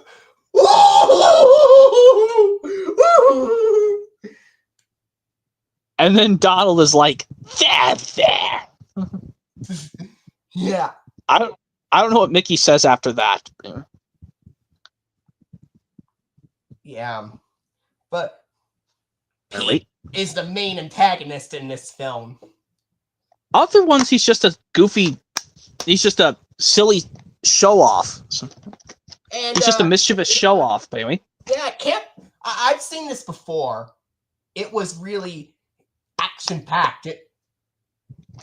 And there's one part of it where Pete kidnaps Minnie Mouse. Or should I say Mouse naps him? Well, you should say Mouse nap. Well, whatever you say, because yes, I'm showing the DVD. You have this DVD. I know you didn't bring it with you, but I have the DVD plain version to show right here, because I'm going to do it for something important later. Luckily, I'm showing the DVD, but if you forgot to grab your DVD, that's fine. I got it right here. Yep. Here it is. There. Yeah, no slipcovers for both of our DVD-only releases. Mine has inserts, but yours doesn't. Yep, here they are. This is only a 12-scene selection movie. Despite this movie, it's only an hour and 8 minutes. This movie's really short for my liking. Even though it's a cool one, it's a different version of the Three Musketeers in a way. No, this is a 2004 direct-to-video film. Okay, this is direct-to-video, but this animation is still 2D animated. Yes. Well, yeah, it's not a mainline Disney film, but it's not part of the mainline series, no, because the film after Home on the Range to go completely 3D animation was Chicken Little in 2005. Anyway, that DVD version there, and I'll show my Blu-ray version fast. Luckily, I showed these in the right order. Flick Love Returns this after Home on the Range, and next is The Incredibles.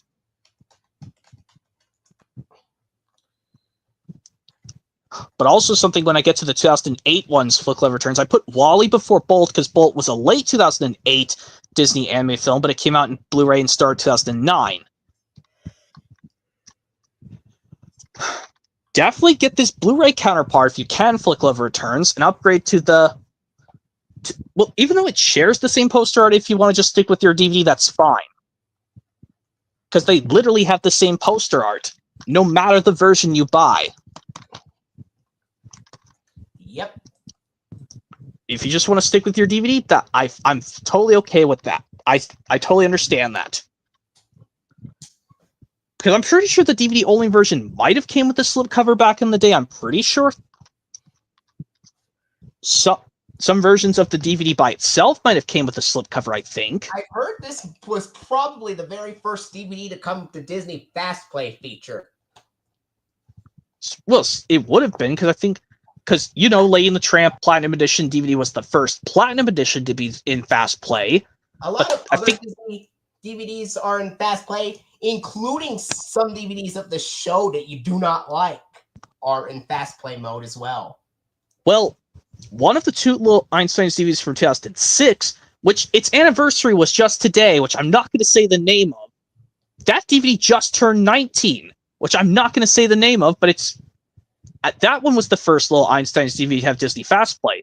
The movie Our Huge Adventure, that was the one to have the announcements saying to push the menu button or just to watch trailers.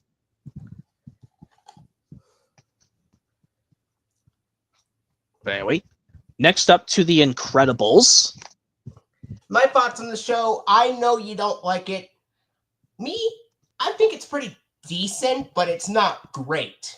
It's decent enough because I like the classical music and stuff, and I do play in the orchestra. Yeah, that's the thing you say in your opinion. But anyway, here's The Incredibles, because luckily I put this one after Mickey, Donald, and Goofy, because this came out late 2004 in the theaters. Yeah, definitely recommend The Incredibles Flick Love Returns.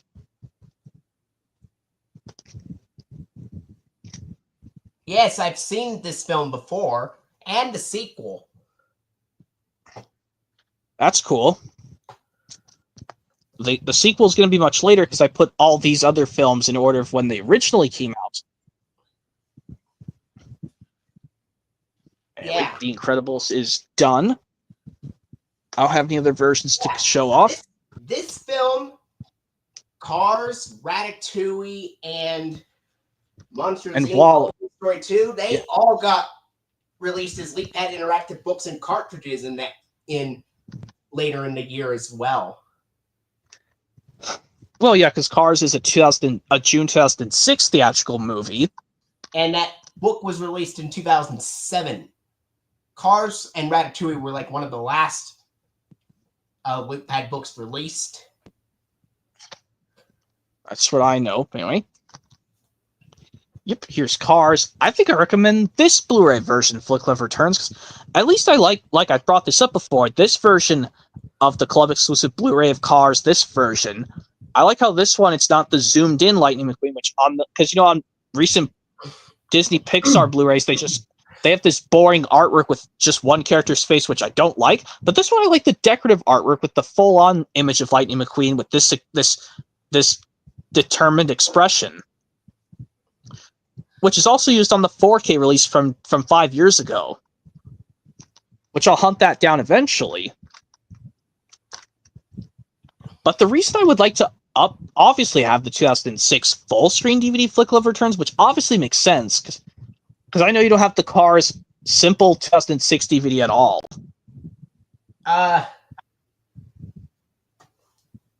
Yeah, but I did see the film before and watched the DVD before. I gotta tell you this right now. I didn't bring this up in the person's retrospective of how he thinks all the Cars films. Like I said, he uses the version from the full screen DVD of Cars because he says how the screen shots they're panning, whereas on the widescreen version they don't pan up properly.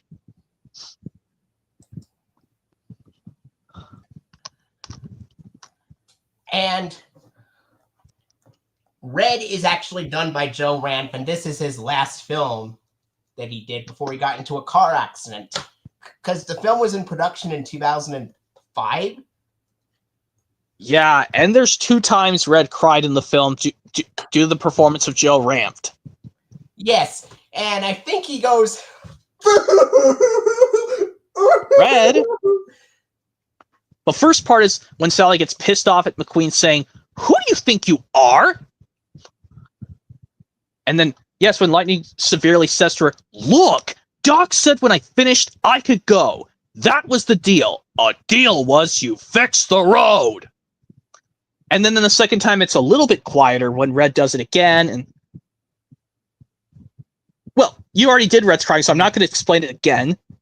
And then, of course, Lightning this time says, "What's wrong with Red?" "Oh, he's just sad because you left town and went to your big race to win the Piston Cup you were talking about." I actually have some other films with Owen Wilson and Larry the Cable Guy on it. Yes, George Carlin is also in this film too. He does Fillmore. Yeah, some of those where it says, "What you really need is the sweet taste of my homemade organic fuel." Or like in this... Anyway. Yeah, this was actually George Carlin's second to last movie he did. Well, this was Paul Newman and Joe Ranft's last film they did. I have some other films that have Owen Wilson and Larry the Cable Guy. I know I have You, Me, and Dupree with Owen Wilson. That is made by Universal Pictures. And I have Blue Collar Comedy Tour, the movie that has Larry the Cable Guy in it. That's made by Warner Brothers Pictures. That's what I know. Yeah, but anyway, Cars. Yeah, I recommend getting this on this Blu-ray version if you can. Flick Love Returns. It's not that expensive if you look hard in a store. But anyway, that's the first stack. Now it's on to the next stack. We go. Throw him out of there. I want him out of the courtroom. I want him out of our town. Case dismissed. Yes. Yeah. You did the extended version of Doc Hudson to please say throw him out of here, Sheriff. But anyway, here's Ratatouille. I know when this released in theaters, June 2007. And the Blu-ray version I have is from 2011.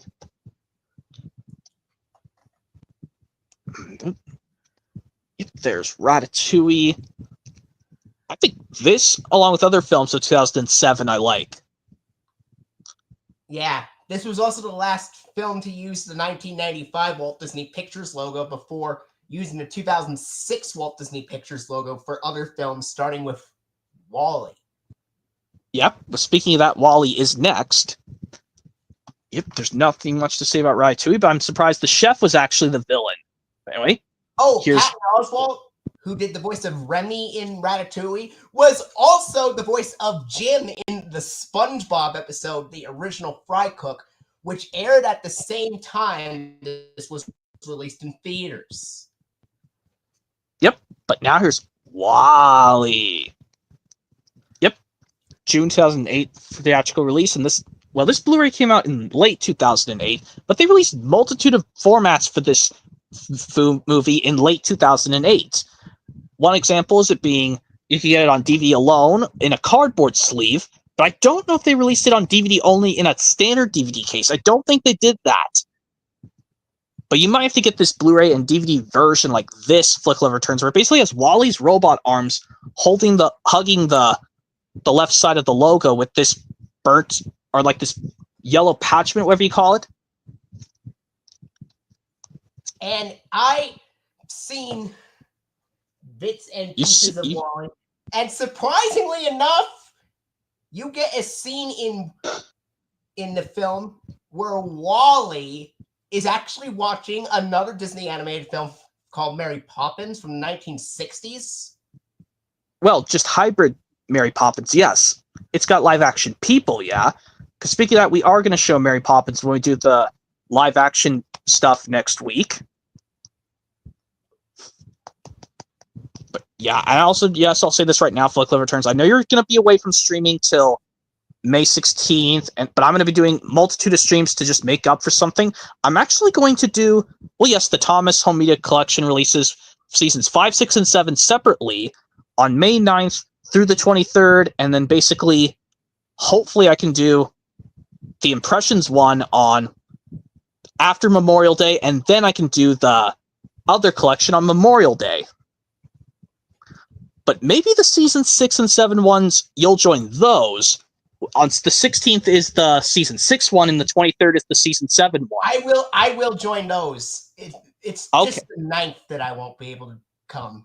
Okay. So the one with season 5 episodes, you can't do that. No, but just to clarify, they will be at 7:30, all of them on that Friday. But luckily, since Memorial Day is a Monday, I could probably just do it whenever, because I'll try to make up for the others. The Impressions one on Memorial, no, the Home Media one on Memorial Day, and the Impressions one is after Memorial Day. On the 30th, to be exact, on May 30th is the Impressions. But anyway, Wally, I recommend to you have to watch this all the way through again. Flick Love Returns. You've only seen the movie portion where Wally watches the live action Mary Poppins on TV. That and a few other portions. You have to get this on. Well, like I said, get the Blu-ray version I have, just so you can watch it through DVD because you can't watch the Blu-ray versions. But I said you can make your Blu-ray Blockbuster media a little bit bigger. You just can't watch the Blu-rays. But the cool thing is, like I said, these come with DVDs. Yeah. Yeah, but anyway, Wally is done. Anyways, here's Bolt. Yep, this came out in Blu-ray at the start of 2009. Because it was late 2008 in the theaters. And surprisingly, this movie released in theaters in late 2008, the same time that sad comedy by 20th Century Fox, Marley and Me, came out in theaters. But for some reason, 20th Century Fox delayed Marley and Me to Blu-ray and DVD in late 2009.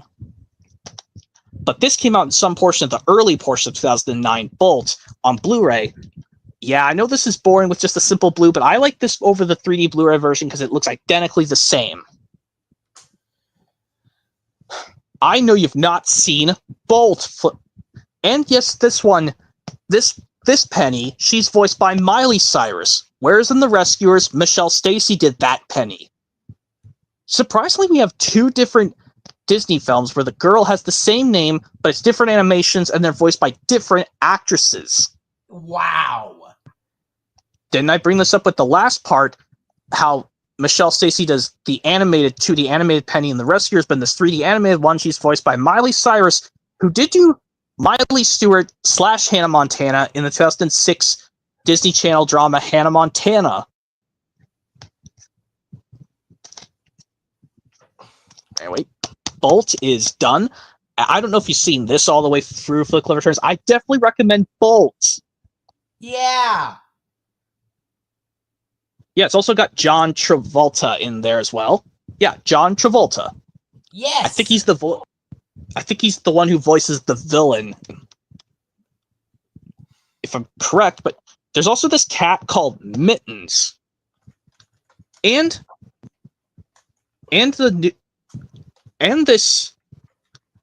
this guinea pig or hamster called Rhino. Because you believe that's funny? This guinea pig / hamster is named Rhino. Yeah. But it's cool with a dog, cat, and a guinea pig teaming up together to find Bolt's owner, Penny, she's been kidnapped by these people. Oh man, Bolt! If you've not seen this Flick Love Returns, please watch it. But if you've seen it, that's cool.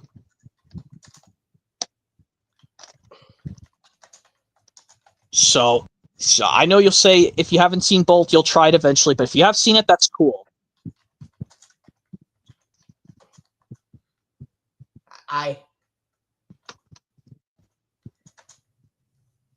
You saying yes, you've seen Bolt or not? Have not seen Bolt. Okay, please get the Blu-ray set that I have. And now we're going on to Up. That I have seen in theaters. Definitely worth trying. I remember seeing this in the theaters with my grandma. Flick Love Returns. She loves this movie. She loves Up. She loved this movie along with me and my sisters and my cousins. Man, this was a great theater experience to see a lot. Yep, but rest in peace Ed Asner, who did Carl in this movie, and the same one who did Old St. Nicholas in Elf.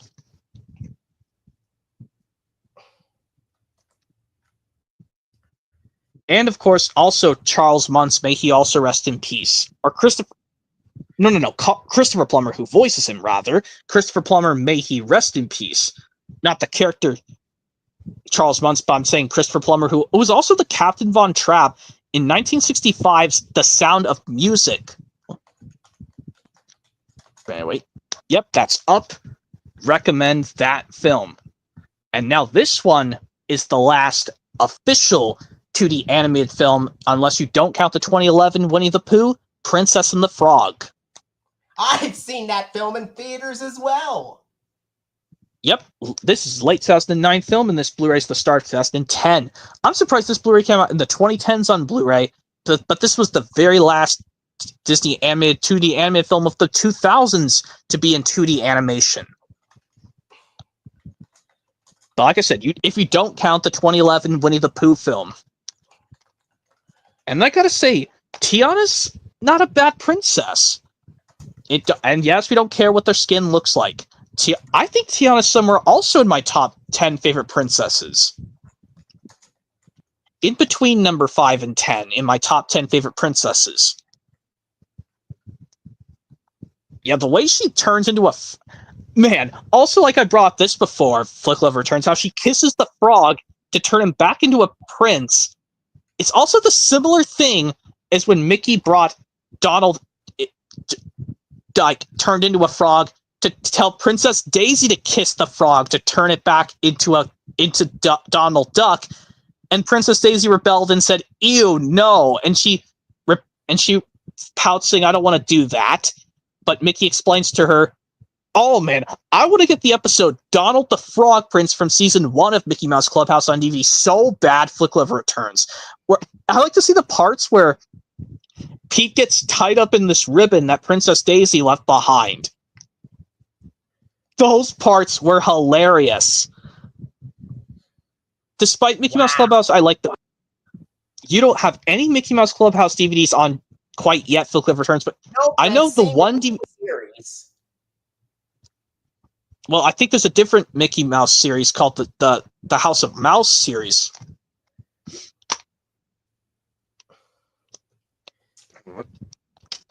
Stop. Anyway.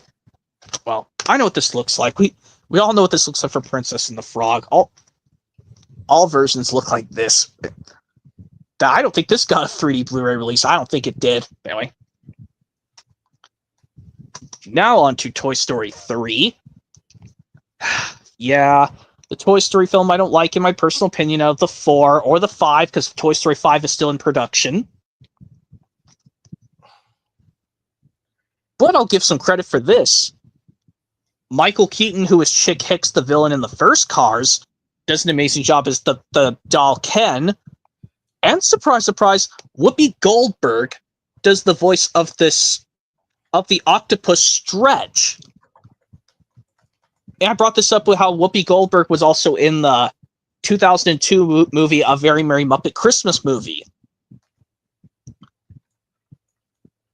thought I told them before, please don't be friends with Whoopi Goldberg in real life. She's not a nice lady in real life. Just like how I said, Alec Baldwin's not a nice guy in real life. And Whoopi Goldberg was in a Sesame Street sketch with Elmo where Elmo talks about his fur. That is obvious. I've never seen that. I think that was in that sketch is on my DVD of the Best of Elmo that I have. I still need to get that, but anyway, Toy Story 3. I would say give this one a try. Flick Love Returns, because I've seen the first 2 Toy Stories, but I think you might have to skip these parts in Toy Story 3 because the emotion gets on my nerves. Anyway, Toy Story 3, that is all done.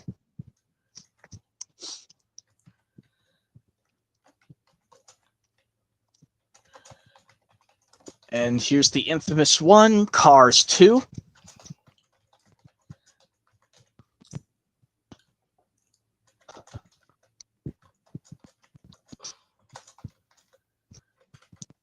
This one surprisingly has the Diamond Edition Blu-ray release of Lady and the Tramp and this Blu-ray, along with the Winnie the Pooh 2011 film and some others. Surprised that that's Flick Love Returns.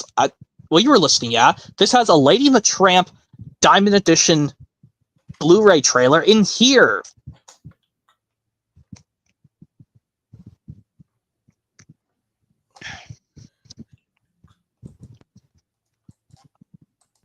Anyways, Cars 2. Yeah, I don't like this as much as the other Cars films.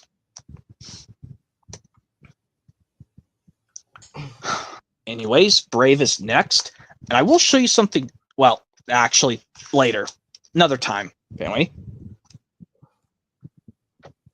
Anyways, Brave is the next. Yeah, my least favorite Pixar film. Of any Pixar film, I think this and Coco and Elemental are my least favorite Pixar films. Yeah, I don't think you'll like this Pixar film, Brave, because some of the scenes think they were stolen from the DreamWorks movie How to Train Your Dragon.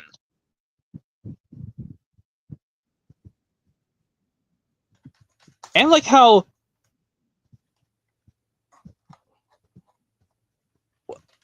Eleanor the Queen, who is a bear, is the villain of this movie. That is the most bizarre things I've ever heard of a Disney film.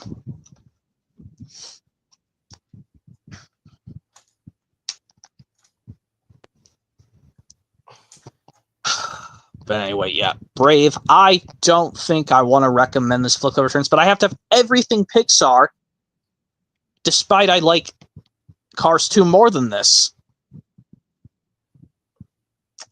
Yeah, I would say probably a pass for you to getting Brave. Did the voices in this film kind of remind you of Donald and Douglas a bit? That's not what I'm thinking about the voice actors. It's just like the way that this is by the way the voices sound, the accents. The accents I don't mind, but it's just the way that the movie is paced is like they took some stuff from the DreamWorks film How to Train Your Dragon, which I'd rather watch the movies How to Train Your Dragon over this any day. But yeah, I think you should stay away from Brave, Flick Love Returns. I think probably a pass for you to not get that if you're desperate. But anyway, let's go on to Wreck-It Ralph, and I'll show the sequel, Ralph Breaks the Internet, because they're related to each other. Wreck-It Ralph. And then, yep, Sonic the Hedgehog makes a cameo in here. There's also John C. Yeah. Yeah, there's many video game characters appear in here. Fix-It Felix is because it's the Fix-It Felix Jr. game, and there's Sugar Rush, and there's Hero's Duty. Yeah. I'm surprised we didn't get a cameo from Bob the Builder in this film. That would have been really cool if they were singing that theme and then Felix would be like, "Yes, I can," after they said, "Can we fix it?" Well, yeah, Felix still says, "Yes, I can." Well, yeah, I prefer this version of Wreck-It Ralph. This version where it's a shiny thing with no lenticular slipcover. But I'll have to compare this to the 3D Blu-ray to see if it's got more characters than this. If that's the case, I'll just upgrade to the 3D Blu-ray, that is. Because sometimes I like when it's got more characters, and it's like the background is the actual Game Central station. This one's just the pixelated background with Wreck-It Ralph on the top, and the others are below him. And the long I'm going to show with Ralph Breaks the Internet.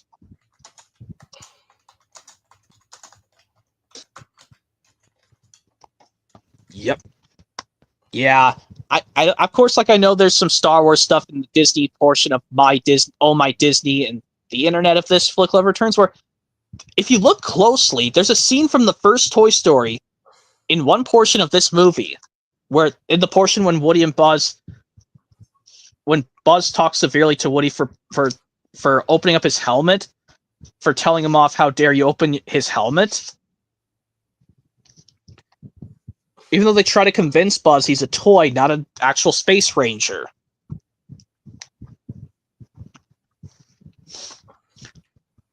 Yeah, for some reason they put Merida in the princesses in the Oh My Disney portion, but despite Merida's is a Pixar hero, not a regular Walt Disney princess.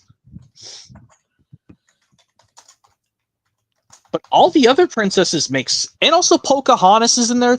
Well, Pocahontas is, I guess, fine. But the way they 3D animated these princesses from earlier films, Flick Love Returns, I think I praise them for doing an amazing job. And like for when their companion C-3PO comes out and asks them, "My ladies." You should have given that a taste, but anyway. That's done with Ralph Breaks the Internet. Now on to Monsters University.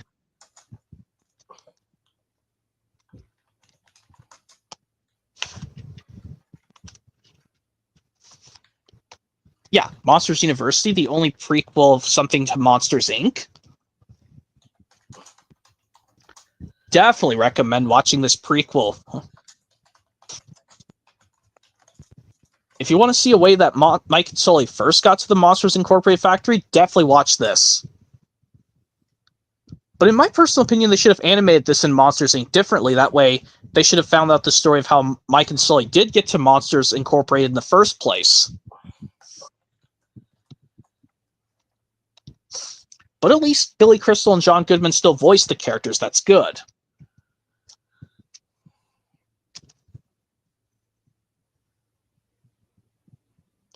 Yeah, and they, for some reason, got expelled when they were only the freshmen of the Monsters University.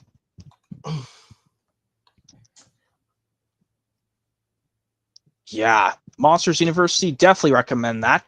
And here's Planes, which surprisingly, this should have been Pixar along with all the Cars films, Flick Love Returns, because they're stylized the same way as Cars, because they say right here, this is taken from above the world of Cars, but it's focused on planes instead of cars instead, because they're filmed in Disney Toon Studios. Yeah? This is not from Pixar. What is going on? What is Disney's problem? I don't know. Maybe their budget, maybe the Disney Toon Studios realized they didn't want to make this as part of the Pixar thing, so they just only let Disney do it, and Pixar could do the Cars franchise. That's why. Despite these have the same animation style as Cars movies.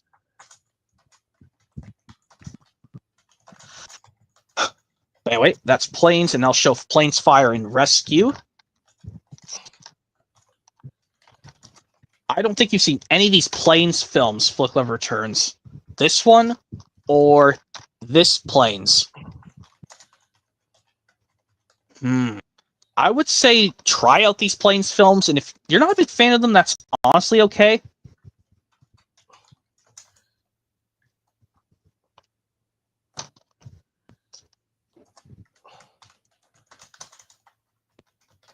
Anyways, now on to Big Hero 6.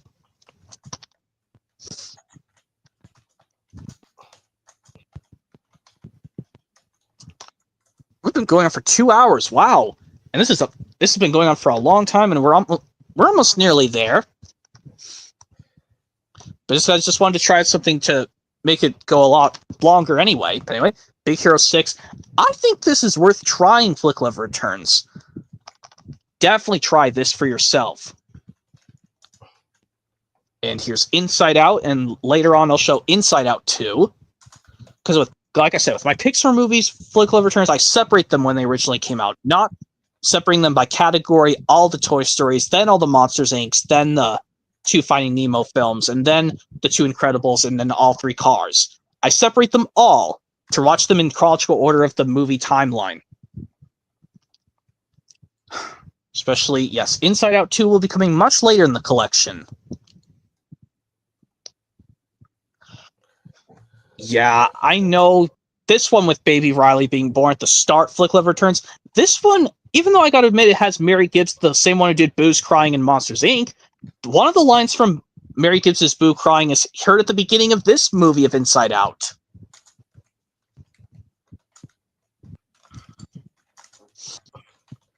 Yeah, I have to agree, some people's favorite emotion in Inside Out is definitely joy. You've not seen Inside Out, Flick Love Returns, so I won't spoil anything for you. I won't spoil the whole thing for you. I actually have seen that film. Okay, well, this movie's coming up on 10 years old.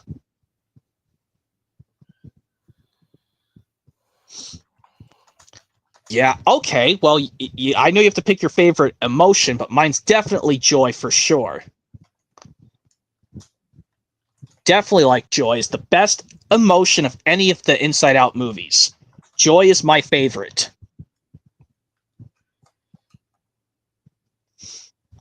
Yeah, sadness, I don't like her as much. She would always make Riley cry over over some things I don't understand. And anger. He always gets frustrated with everything, like, come on! And yeah, He's like him the and Squidward of the Inside Out. Of the emotions headquarters, I think Joy is the more nicer of SpongeBob.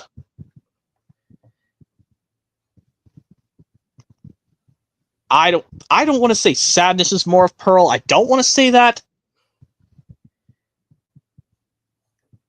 But I think for fear, maybe per Patrick, I guess. Fear would be kind of more like I said, Joy would be SpongeBob. Maybe Mr. Krabs would be kind of like disgust. Okay, because he's disgusted. He likes to keep his formula safe from plankton. Yeah, Inside Out's done. Now we go on to The Good Dinosaur. And I don't have the Disney animated film simply called Dinosaur Flick Love Returns, even though that's really easy for me to get. On all versions of Dinosaur, I can get the Blu-ray combo pack with a DVD and it on VHS. So I had to watch the movie Dinosaur from 2000 through the VHS. I know you don't have that film simply called Dinosaur Flick Love Returns. That does have the Lady and the Tramp 2 Stamps Adventure home media trailer in that VHS. Even though that Dinosaur came out on VHS and DVD at the start of 2001, right before Lady and the Tramp 2 Stamps Adventure hit VHS. Well, it had to make sense, but anyway, The Good Dinosaur. This one is mediocre in my personal opinion.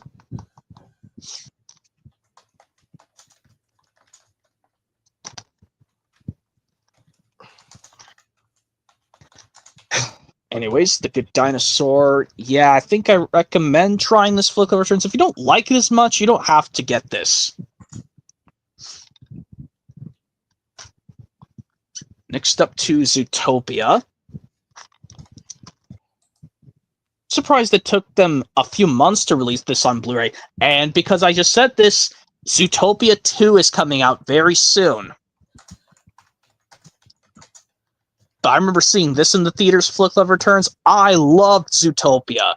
definitely watch this more than 2006's The Wild. The Wild sucks, in my personal opinion. Always try this movie or Madagascar. Well, we don't know what's going to be in store for Zootopia 2 once it eventually releases.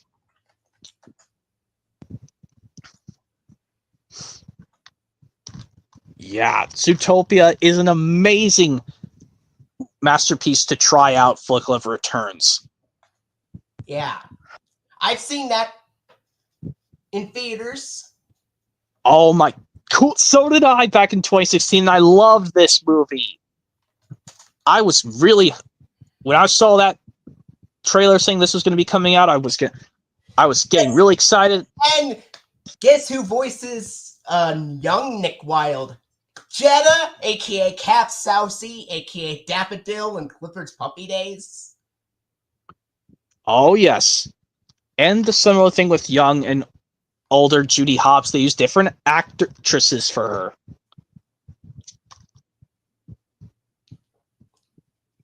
And it's like this one animal is being lazy and doesn't even go through his work fast enough to give Judy Hopps and Nick their licenses or something. He takes forever. By the time they get out, it's dark already. He's just a lazy. Gosh, I don't even know what he's called. No, it's not a koala. Is that? I don't think that's koala. I don't even know his name, but I don't know what animal that is, and I don't even know his name. Well, he's also on the front cover, by the way. He's the one that takes forever in the ticket station, and he took forever to help Judy Hopps and Nick Wilde, and they eventually finished them, and by the time they finished, it was nighttime. Can you believe that scene? I don't want to say I hate that scene, but that film, well, that part of the film, rather, it just dragged on forever. Like this lazy guy of this BMV place, wherever it's called, anyway. But still, I like Zootopia. Definitely recommend it to get it on Blu-ray for Clever Returns, especially because Zootopia 2 is almost on its way to the theaters. Anyways, here's Finding Dory.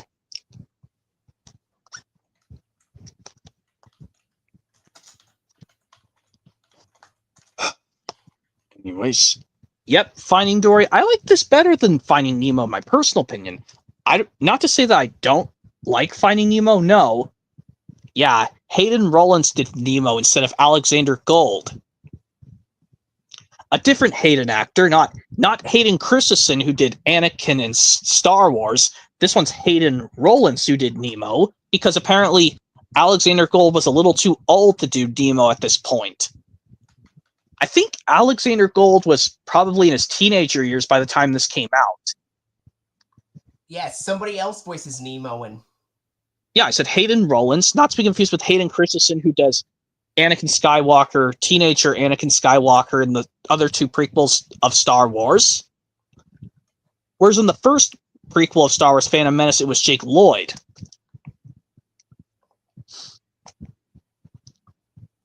Well, I don't even know what birthdays Jake Lloyd and Hayden Christensen were. Well, actually, no. I know when Hayden Christensen was born. He was born in 1981. And now he's going to be 44 soon, Hayden Christensen. Well, no, he's already 44. Silly goose me.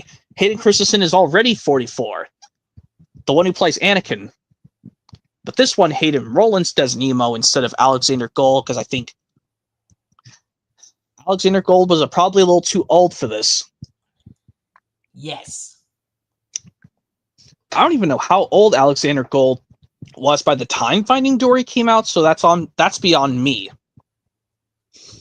I think in the early 20s. Yeah, so I think they couldn't do voices to make him sound younger to do Nemo, so well, I guess Hayden Rollins knew Alexander Gold, so maybe they just were friends, so they let Hayden Rollins do it instead. But at least I'm glad that Marlin is still voiced by Albert Brooks and Ellen DeGeneres is still Dory. But the one cool thing I like about this is that they show a Dory flashback to when she was a little baby. Flick Love Returns, and her parents looked so cool. And this is so cool. One of Dory's old friends, a whale shark, is called Destiny.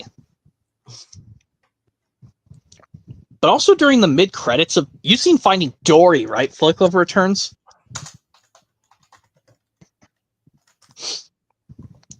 Yes, I have. Oh my gosh. Get this Blu-ray 3D version, if you can. I'm surprised they haven't made one called Finding Marlin. They were going to put it, but then it got canceled because I don't even know when they're supposed to make it. Well, yes, they're going to make it. I just don't know how they're going to place the fish logo. Kind of like they did with Finding Nemo, they put the little fish on the O in Dory. For this one, kind of like with Finding Nemo earlier. This one, for the Marlin one, that's going to be tricky. Or they could just put it in the portion of the letter A for Finding Marlin. Because I think, like, if they do that, they will find a way they would find Nemo's dead mother, Coral.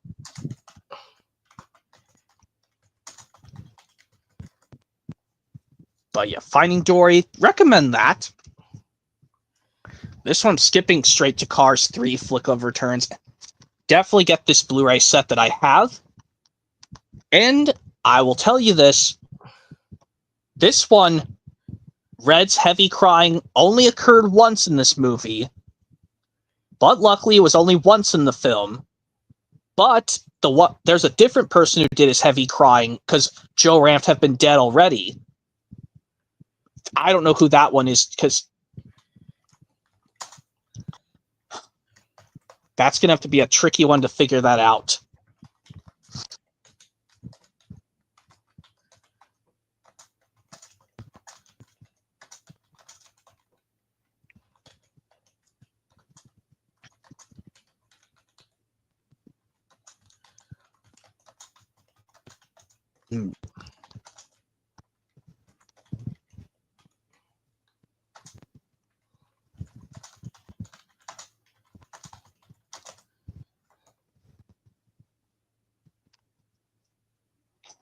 Wait, yep, Cars 3. And another, I'm glad something I do like, though, is that they brought back Paul Newman's archival lines to do Doc Hudson again. Because for some reason, despite Doc Hudson had already passed away by this point, they used some archival lines to still make him do Doc Hudson for the flashback scenes. Wow! I wonder if they were recorded originally for the first film, and then they couldn't use those dialogues in time. Yeah, that's what I know. And at least the cool thing is they still credited Paul Newman in the credits despite he's already been dead by that point. Anyway, Cars 3, that and the first Cars I recommend. But if you want to have all 3 cars, that's fine. But anyway, here's Incredibles 2 Flick Love Returns. This you'll have to probably get. This looks identical to mine, but on Blu-ray and DVD. But the actual reason I want to get this I want to own this in the first Incredibles on 4K is because, well, for reasons. And you'll notice in one portion of this movie, Flick Love Returns, when you notice Jack is playing with his toys, a toy model of Harold the Helicopter from Thomas makes a brief appearance in this movie. Not a joke. At one scene, you'll have to pause it. You'll see Harold the Helicopter. One of Jack's toys looks just like Harold the Helicopter from the Thomas series. If Disney were to make a Trains film called Trains, I would have the same animation style from Cars and stuff, but add Thomas characters in the film too. Like Thomas, Gordon, James, Edward Purse. Yeah, anyway, Incredibles 2, and between this and I know the climax at the end with Jack's crying with this and the first Incredibles, neither were actually bad, honestly. Well, yes, it can annoy some people, but I actually got used to it. Because I was excited to see Incredibles 2 when this came out 7 years ago. But yeah, definitely get the Incredibles 2 on Blu-ray with the DVD Flick Love Returns. Not plain DVD, but with the Blu-ray and DVD. Anyway, Toy Story 4 is next. Like I said, I brought this up with Toy Story 3 earlier. that. Toy Story 5 is still in the production, but I'm not sure if I'm going to see it. Because people complain saying they didn't need this Toy Story. This Toy Story wasn't necessary, and that the third Toy Story should have ended off things perfectly.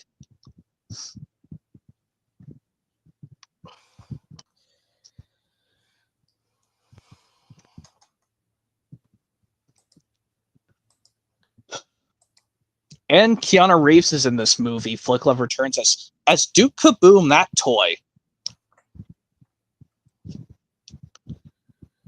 Yes, we know Keanu Reeves did do Shadow in the recent Sonic movie, Sonic the Hedgehog 3 movie, as Shadow the Hedgehog, Keanu Reeves.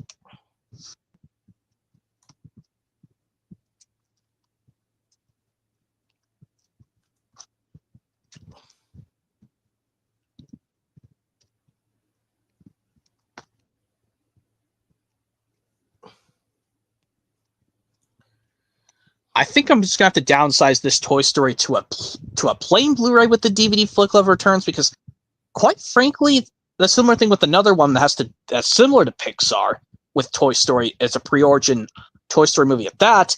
I'll have to downsize this and the other one to a plain Blu-ray, because honestly, Pixar films that had an original name I would get on 4K Ultra HD, but these ones that are part of a quadrilogy thing, I'll probably just get them on plain Blu-ray. This Toy Story, along with... Well, no. This Toy Story I'm just going to get on plain Blu-ray. I'll just do the similar thing with Incredibles 2. I'll leave that on 4K. But this Toy Story I'm just going to downsize to a plain Blu-ray. With the DVD inside, honestly. Obviously. I know you haven't seen this or 3. You haven't seen this Toy Story in the theaters, Flick Love Returns.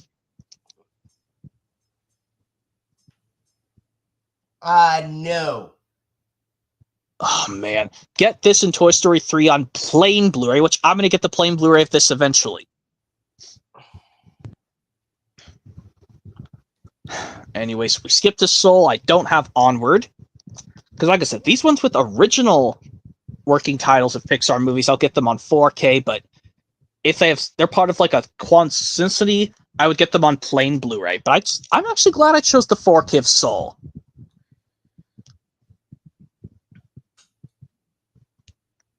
Yep, with the Soul 22, voiced by Tina Fey. Yeah, this one's got with Joe in a jazzy club. That looks so cool. Yeah, Soul, I recommend this Flick Love Returns, but you also have to get this on plain Blu-ray. Anyway, here's Luca.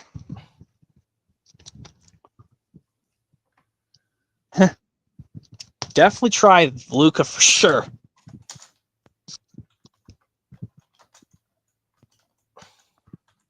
It's like how this boy fish can turn into a human boy.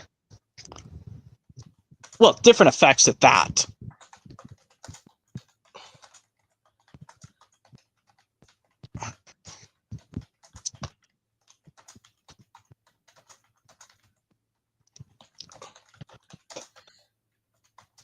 Wait. Here's the other one I say with the Toy Story films, Lightyear.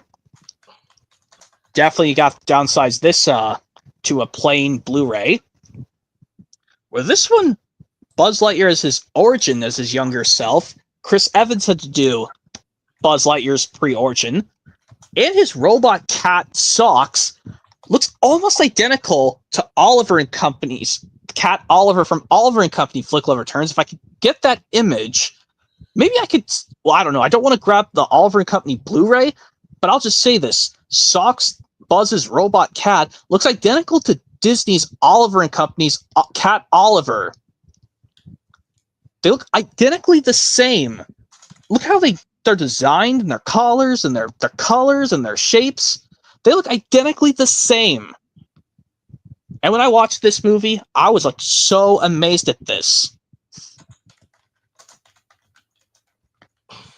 And I gotta admit, I gotta give Chris Evans the credit for doing Buzz Lightyear's younger pre-origin stuff of doing before he became Star Command himself.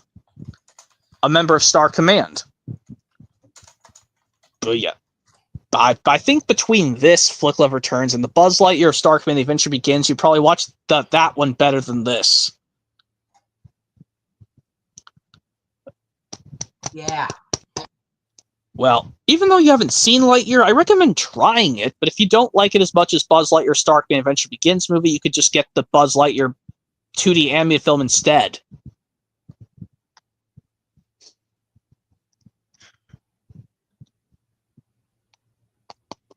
Yeah. Lightyear, I say give this a watch, Flick Love Returns. You'll probably like it. And last, but certainly not least, for this collection, since we're going on for 2 hours, 20 minutes, Inside Out 2. Man, can I just say this right now? Yes, another thing, I'll bring this up, Flick Love Returns, even though I hate... No, I don't hate it, but there's this portion when they call out to Pouchy. It's a similar thing is that when the Mickey Mouse characters call out, everybody say, "Oh, Toodles," in Mickey Mouse Clubhouse.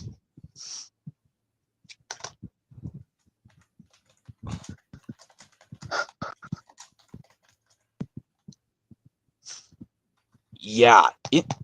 Inside Out 2 Flick Love Returns, definitely get this on the Blu-ray version that I just got last year. And tell me if you like this or the original Inside Out better. Which one do you think you like better, this or the original Inside Out? I have not seen the second, so I would obviously pick the first, because I've seen the first. Okay, well, you can get this on Blu-ray or just watch it through Disney Plus if you get a chance. You can always watch it. But like I said, there's this one scene where when they call out to Pouchy, it's a similar thing when the Mickey Mouse characters say, everybody say, "Oh, Toodles" from Mickey Mouse Clubhouse.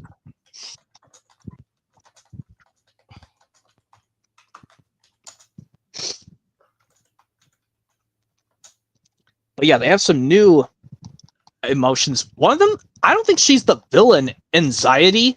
She's not really the villain of Inside Out 2.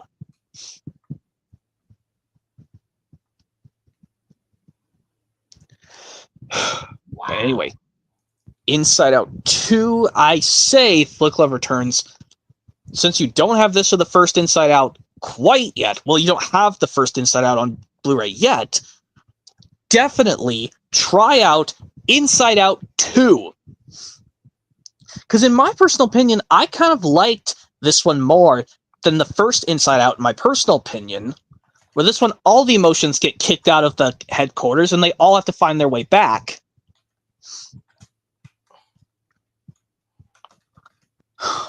Okay. With that being said, I think we are done, Flick Love Returns, since we've been going on for 2 hours, 23 minutes. Wow. We are done. Yeah. Just like that. Booyah, we are done. Wow. Yep, we are certainly done. All right. Oh, that was so much fun. Yeah. And I know I'll keep my eyes open for next week on May the 2nd. The last portion of the Disney Home Media Collection stream, the live action Disney films. Because I have some really cool new stuff to show them, as well as some bonus stuff in the next one next week. Yeah. All right, so I guess that's now my cue. I will go ahead and go Flick Love Returns. Thanks for having me on this stream for this big part tonight. I will see you next week. Yeah, and he asked you if you had Riot and the Last Dragon.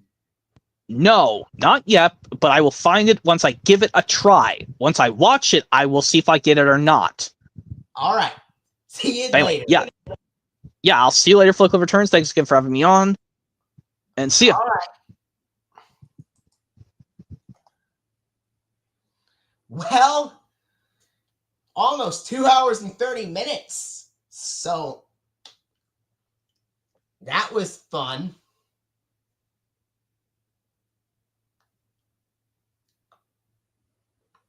And just like that, this stream is done too. So I will see you on I will see you next week on May 2nd. I will check out the Clifford and Dragon Tales live action post soon. And I will see you next week when we do the final part of the Disney Home Media Collection stream 2025 edition. Well, okay. I don't know if I told you this, but I have made just recently, just yesterday, I have made a version, a new Internet Archive video of the Season 8 version of the Bedrock Twitch, which was previously sung in the Season 3 episode, The Twitch, but this time in the Season 8 sequel episode, The Return of the Twitch, we have Hal Smith and Phil Harris singing, unlike in the first Twitch episode where it was just Hal Smith as rock roll.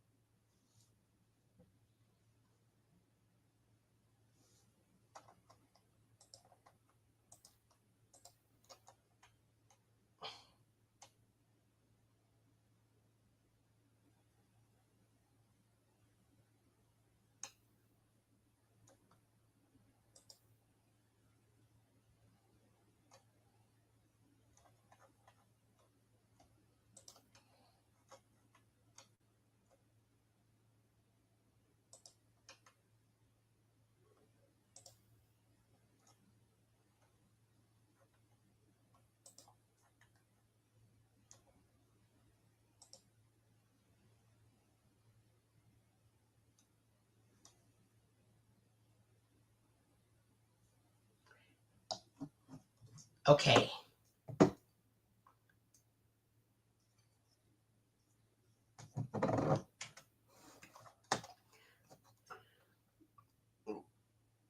What if we had episodes of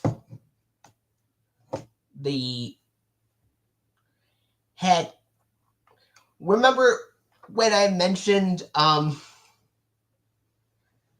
earlier in the stream that Lilo and Stitch would have easily been one of Buster's favorite films?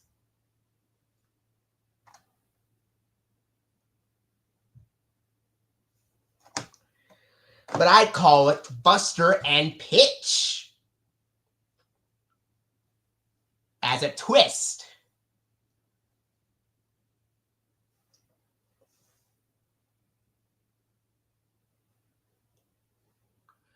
Or an Arthur parody of the film.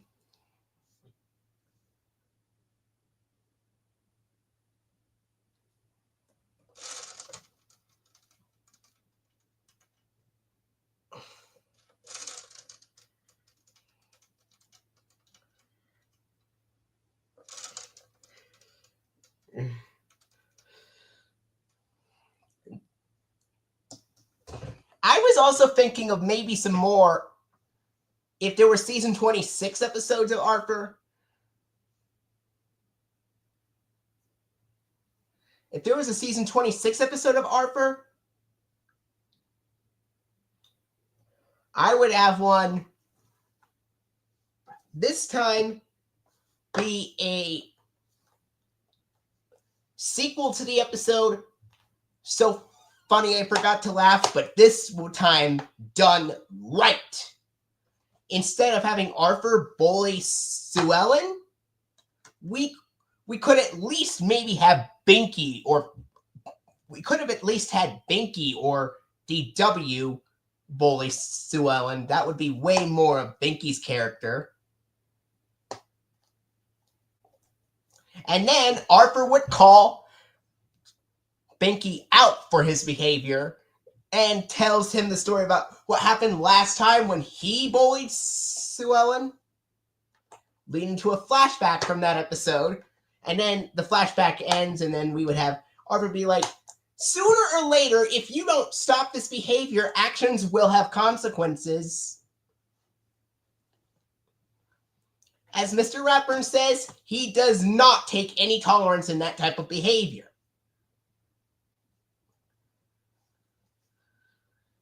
Then he gets sent to the principal's office where he is told to apologize to Sue Ellen for bullying her. And then Binky gets grounded for a month with no TV and no hanging out with Arthur and Buster for a full month.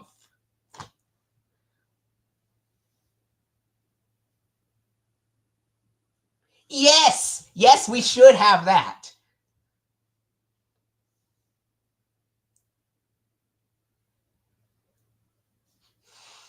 How did you like the idea of this sequel episode, this time with Binky being the one bullying Sue Ellen instead of Arthur? Would that work out much better since Binky's more of the tough guy and he's known to bullying some people sometimes?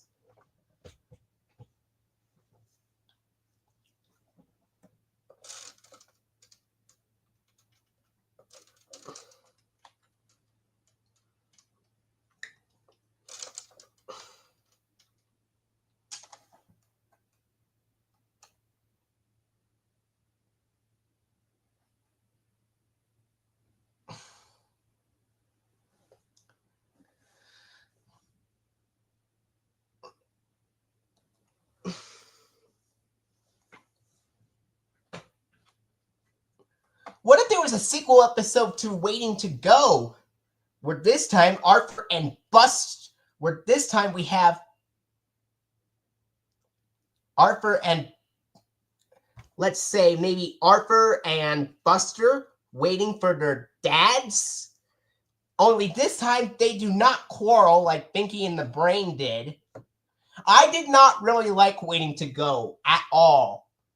Binky and Brain's constant fighting was kind of uncomfortable and frustrating to watch, in my opinion. Especially when they were fighting about who got to drink the juice. That was the last straw for me for that episode.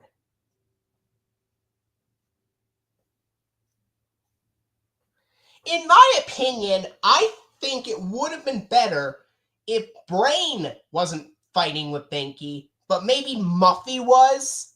That would have worked out better if she was fighting with Binky. Not Brain. He's the smart kid.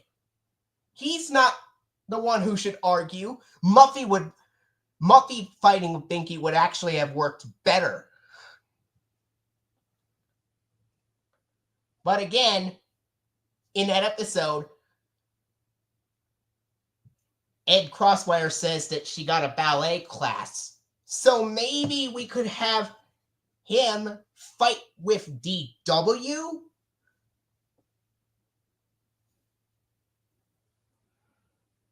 Or maybe Francine.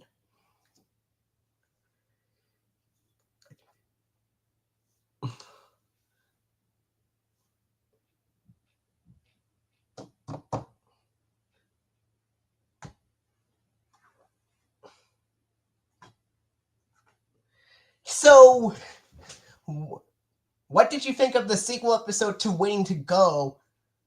Done right, but this time with Arthur and Buster waiting for something, and instead of them fighting, they are just so bored and they can't think of anything to do. So they try reading books, they try playing music, they even try talking to each other and playing fun games. But after waiting for so long, Buster gets worried that his dad may not come off the plane in time to help take him to a special trip.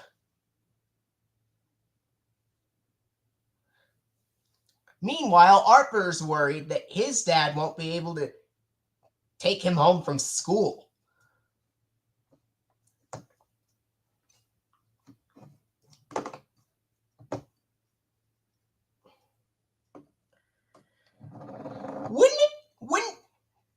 Did the episode Arthur's Snowbiz kind of remind you of Arthur's Family Feud in a way?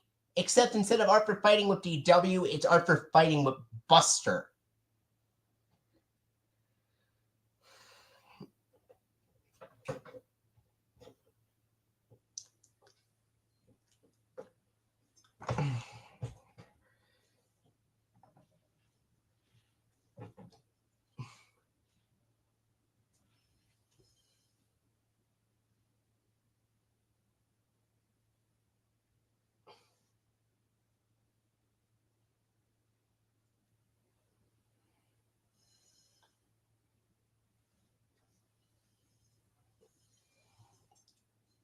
Some of the episodes that I would make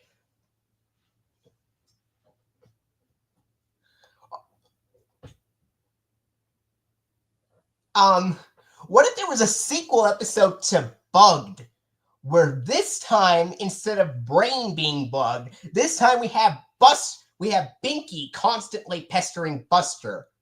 And he's like, stop bugging me, Binky, or I'm not going to hang out with you anymore.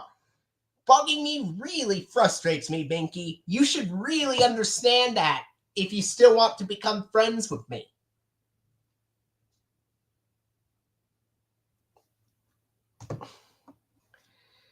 Binky constantly hammers him to go join a Tough Customers Club, which Buster has absolutely no interest with. Eventually, Binky constantly pesters him too much to the point that Buster actually leaves the scene crying because he had enough of Binky's behavior, and it hurt him way too much to the point.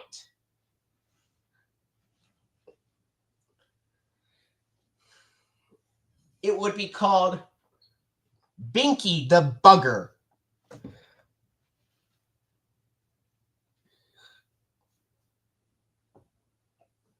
How did you like that idea for an episode? This time we have Binky and Buster being the main characters again, but this one is a Binky-centered title called Binky the Bugger. And Binky constantly bugs Buster way too much to the point that Buster actually leaves crying because he doesn't like being bugged.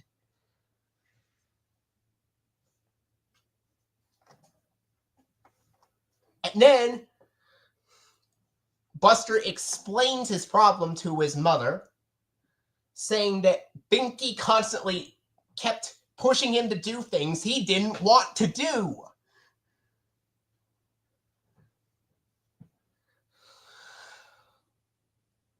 And then Buster's mom, along with Binky's mom and dad, each scold Binky severely for his behavior.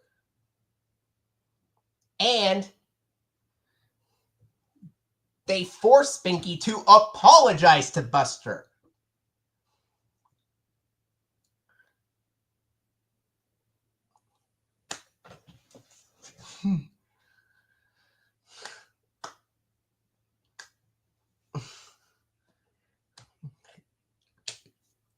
Yes.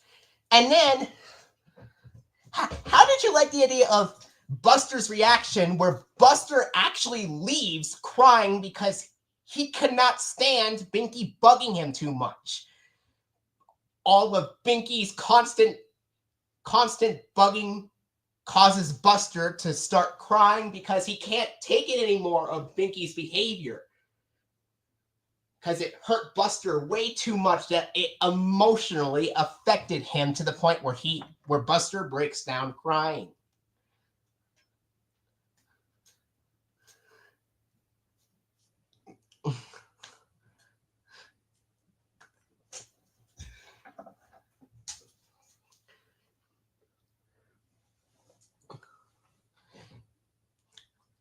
Arthur even tries And we should have Arthur play a major. Well, you know me. I'm really a big fan of Arthur, and I'm disappointed that the show stopped after 25 seasons. That's why I came up with the idea. And then we should have Arthur play a major part of the episode too, where after Buster breaks down crying, Arthur tries cheering him up, trying to teach Binky the importance of why bugging someone is not a good idea. And Arthur gives Buster some ice cream to help him calm down.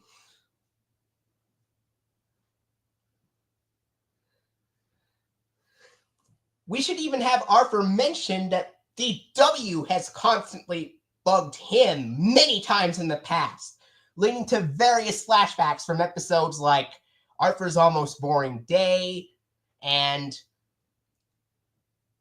Play It Again, DW.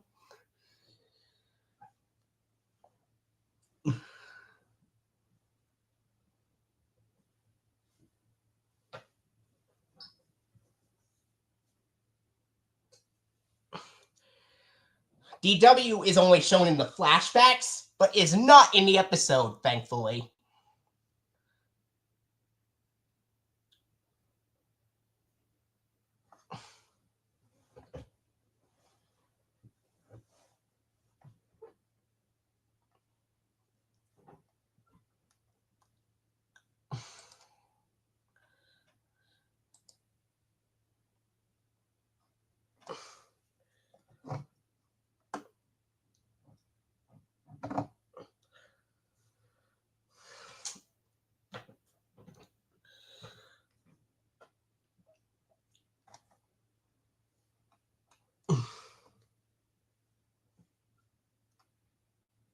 And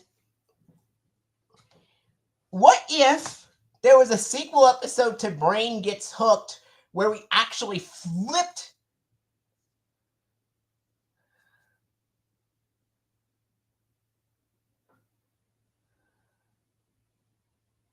Oh,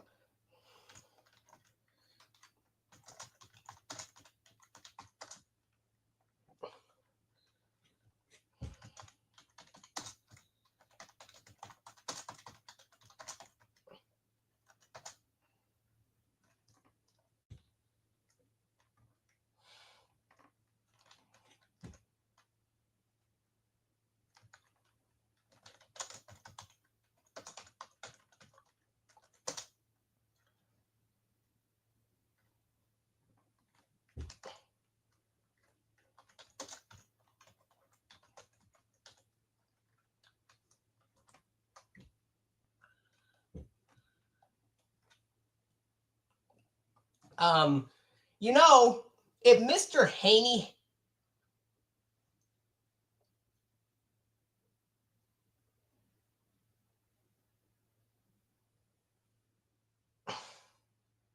what if Mr. Haney had a parent who is also dyslexic, and this time he's voiced by John Stevenson, who did Mr. Slate in the Flintstones. He could have appeared in the season 4 episode The Blizzard, helping Mr. Haney calm down.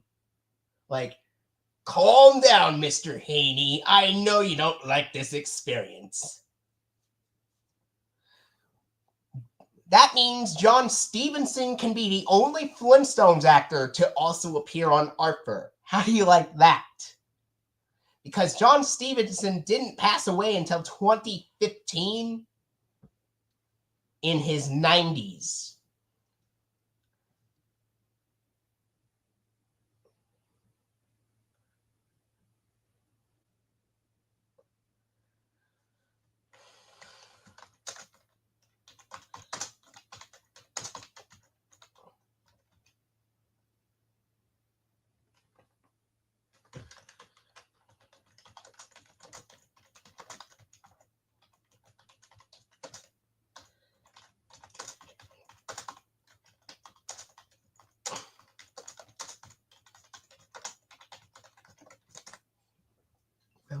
Phil Vischer. Oh, what about Phil Vischer and Mike Naraki? Can they guest star in an Arthur episode as well?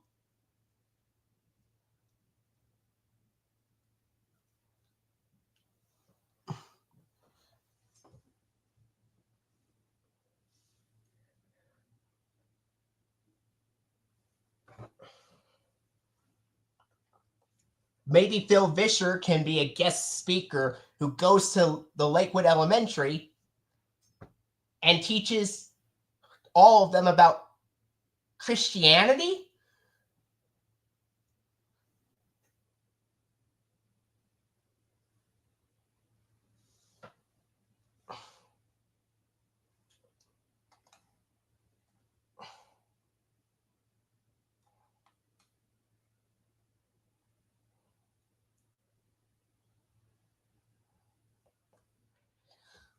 Yeah. And then, oh, what if we have Phil Vischer and Mike Naraki go to DW's preschool first, and then they go over to Lakewood Elementary School with Mr. Ratburn's class to teach the older kids about Christianity as well. Not just the younger kids, but the older kids as well.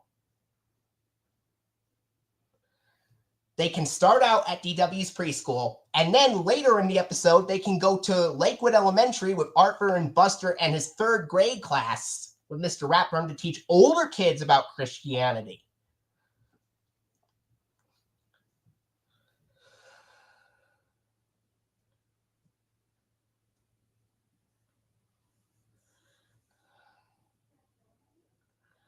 But,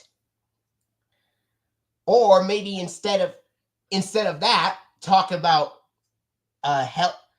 about why it's important to eat vegetables.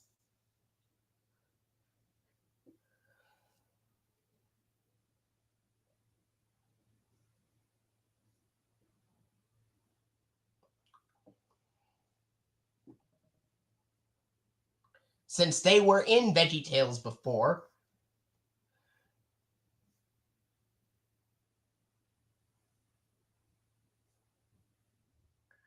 Yeah.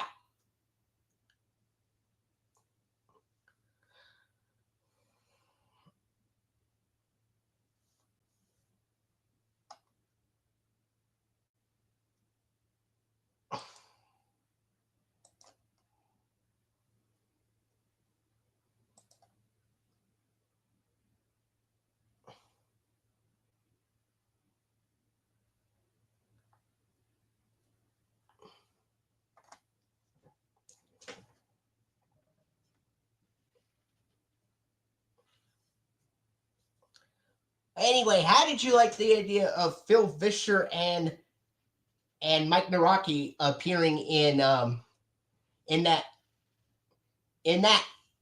episode on why it's important to eat vegetables? First they appear in DW's preschool, and then they appear in Lakewood Elementary to teach the older kids about.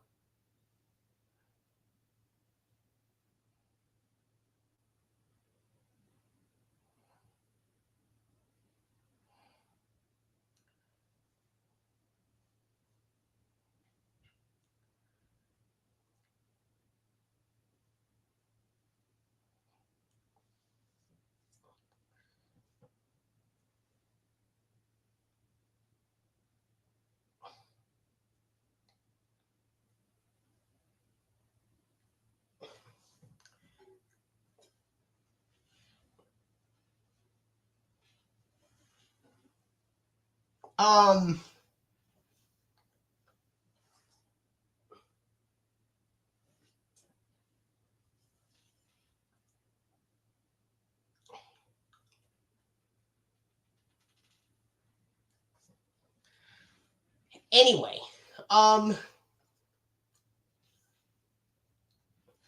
what if there was an episode that had to deal with an Arthur episode that had to deal with, let's say, maybe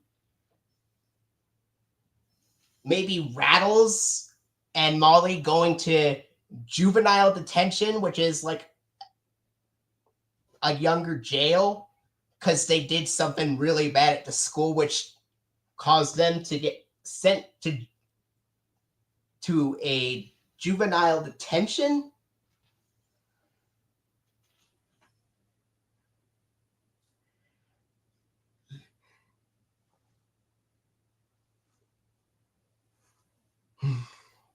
Even Buster would get annoyed with DW in that one episode. It's like, maybe we could have DW. How many times do I have to tell you Arthur and I are trying to sleep? This is our sleepover.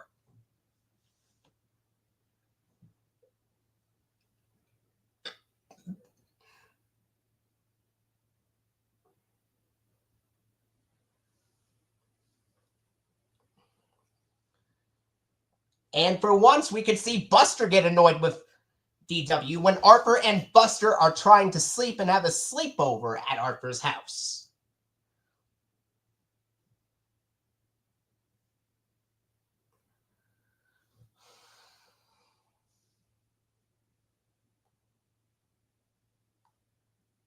Oh, and what if we found out that Muffy... What if we also found out that Muffy was also obsessed with Rufus the big red kangaroo?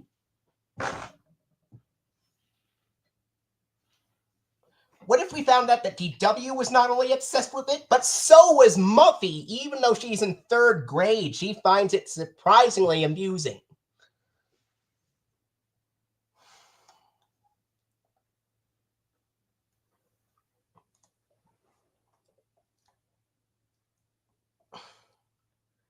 And then he's like, oh, give me a break, Muffy, you're joining DW?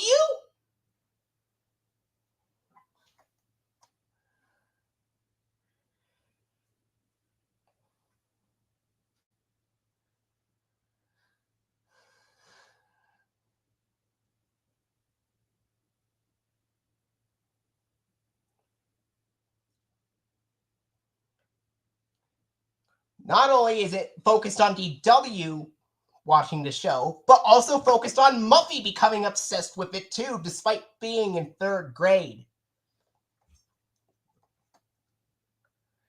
And this makes Arthur even more annoyed now that Muffy is also enjoying it with DW. He's like, DW, Muffy, cut it out!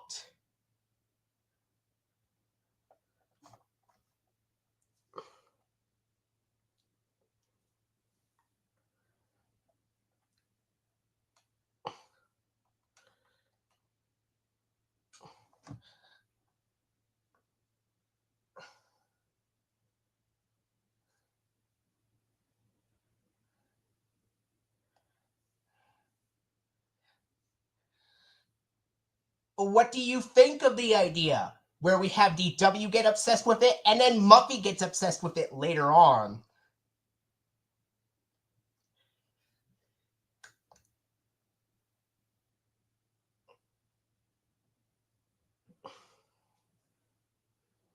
Having Muffy get obsessed with a show like DW would be kind of funny, wouldn't you think?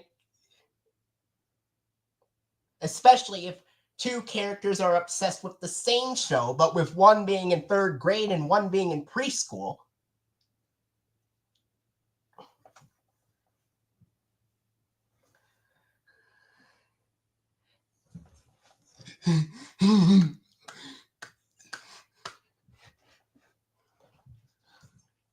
What if this was like one of the only times we had DW and Muffy get punished at the end for annoying others with the song? It's like, I'm sorry, Muffin, but you become too much, and you have annoyed Arthur and Buster way too much, that I'm afraid I'm going to have to take you back home and ground you for a week.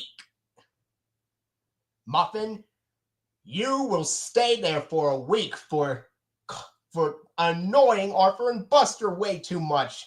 I know you like the show just as much as DW, but that is no excuse to be way too loud and annoy others like that.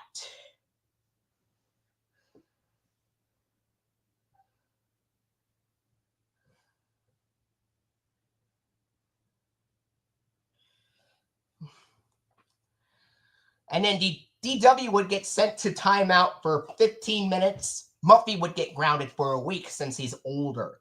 Since she is older than DW. For annoying... But they both get punished for annoying Arthur and Buster, that's for sure, but in different ways. DW gets a 15-minute timeout because she's 4 years old. Muffy gets grounded for a week because she's twice that age.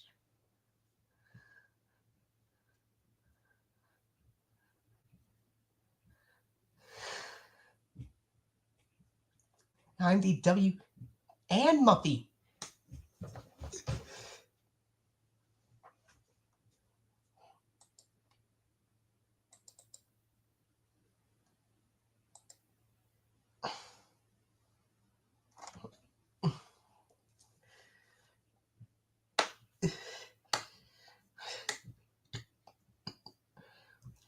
How did you like that being both a DW and a DW episode with DW paired with Muffy, which has never happened on the show before? Both of them can be quite as bossy, but the latter, Muffy, can also be a stuck-up snob. Even though Muffy's in 3rd grade and DW's in preschool.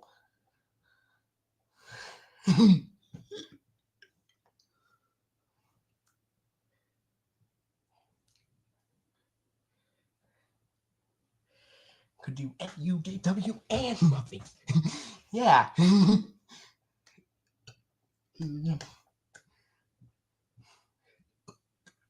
Yeah.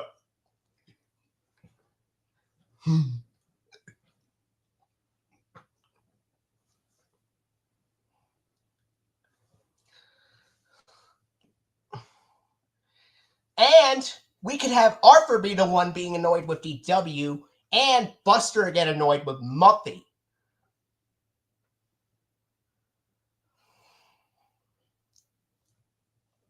And maybe Francine should get annoyed with Muffy as well.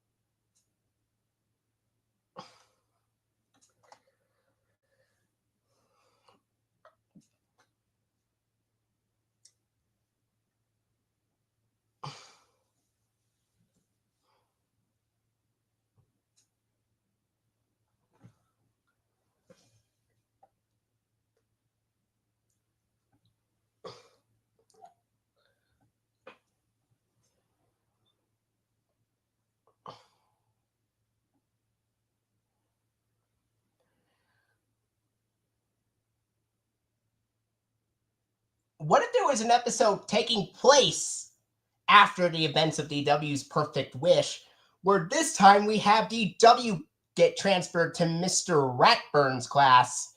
And it's like, oh, great. Now, and then Arthur's like, oh, great. Now I have to tolerate DW when I'm in school.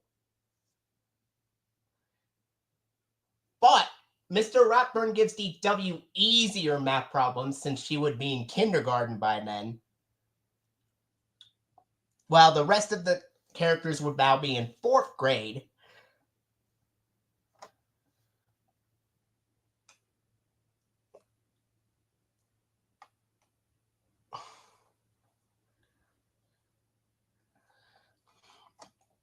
It was inspired by the episode DW Dancing Queen. Let's say DW is having her first day at Lakewood Elementary School, which is her new school. And Arthur, hearing the fact that DW is going to join him in Mr. Ratburn's class, is very annoyed. He's like, oh, great. Now I have to deal with extra homework and have DW in my school. Could things get any worse? And then Buster is like, oh, cheer up, Arthur.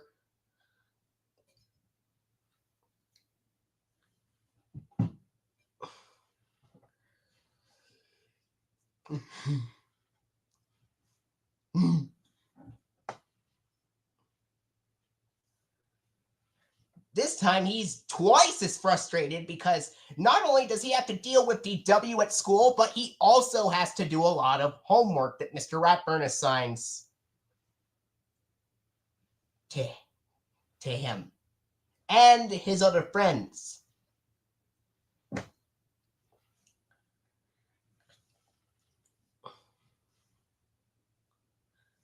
And DW would be the one that would sit next to Muffy in that episode, since they both are the bossy pair.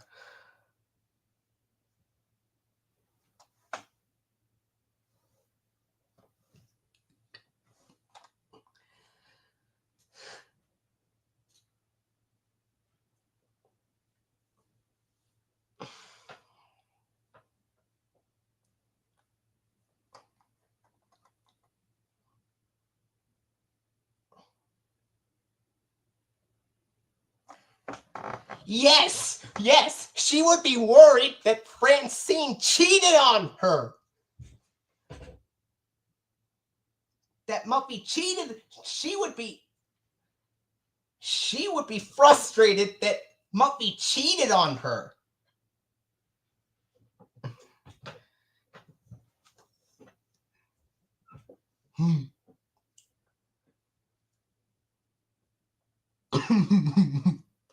And then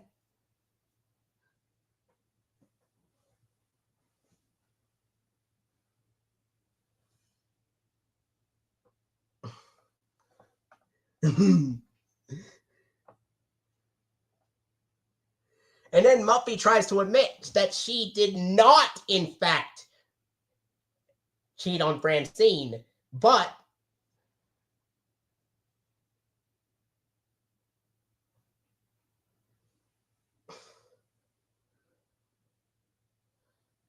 she finds DW as another new friend.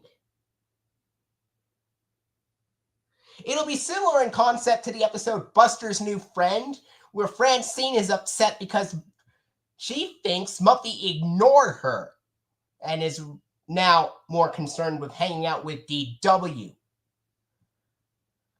And then Arthur tells the story about how he felt the same way at first when Buster thought he was completely ignoring Arthur and would rather hang out with Mike.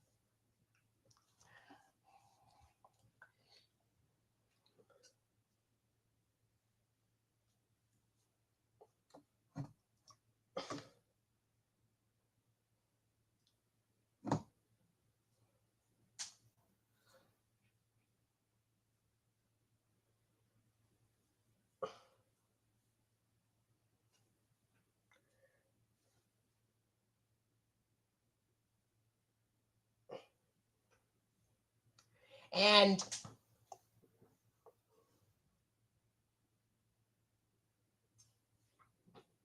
what if it was a sequel episode to Brain Gets Hooked? Maybe Jim Cummings, who did Winnie the Pooh and Tigger, he could have done Mr. Haney after Walter Massey passed away.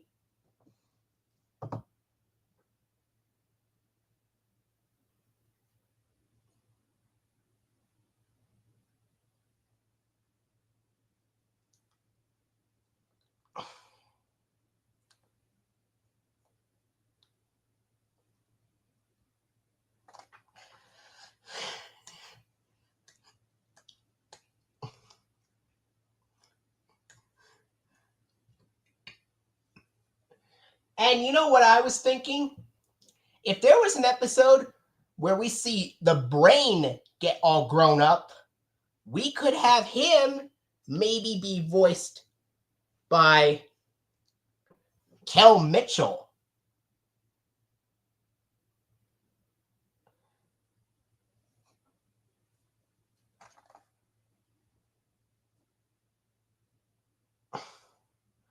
because the brain is a brown bear.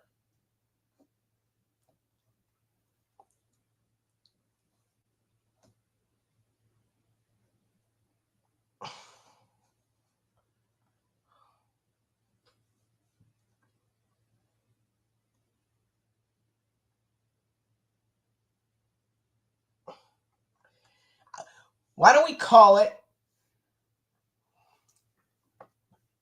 maybe Brain the Science, or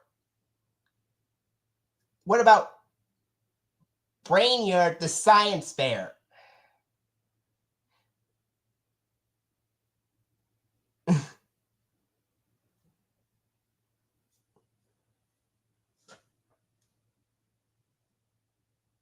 Brainiard the Science Bear.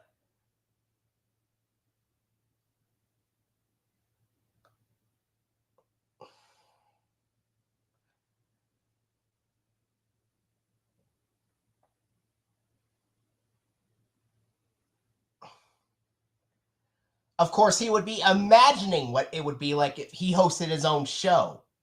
He would imagine what it would be like if he was all grown up and hosted his own science show.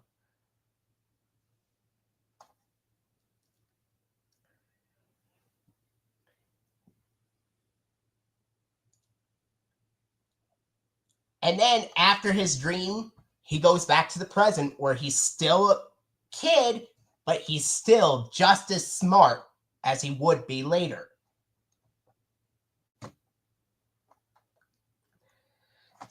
What did you think of Kel Mitchell voicing Adult Brain?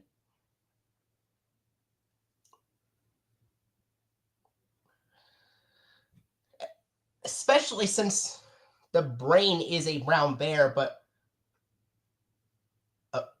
after all, but Luke Reed originally voiced him in the series, then Steven Crowder, and then Alex Hood, and then Paul Stewart Brown, and then Lyle O'Donoghue, who was also in the show Degrassi as Tristan.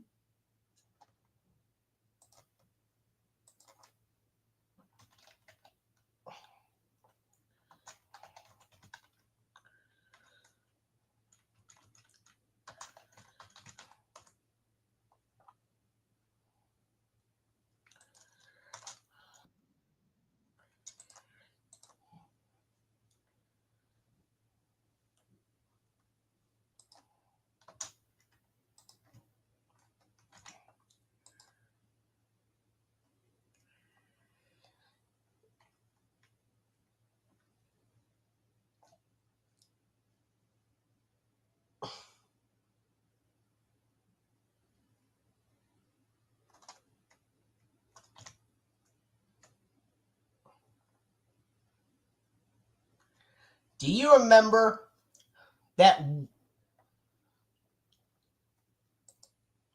Lyle O'Donoghue was the voice of Brain from seasons 12 to 15? If I'm not mistaken, I think his voice of the Brain would match very closely to Luke Reed's, in my opinion.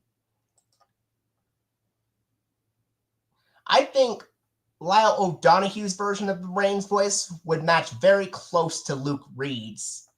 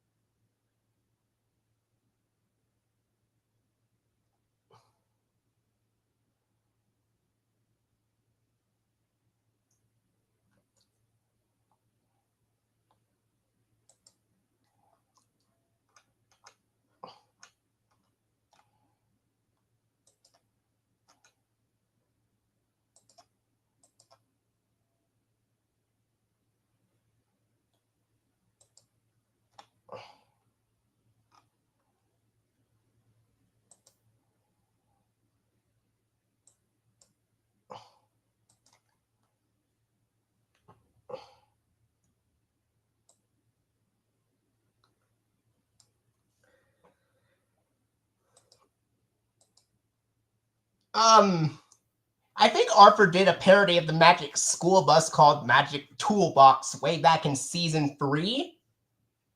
What if there was another episode where they parodied it again?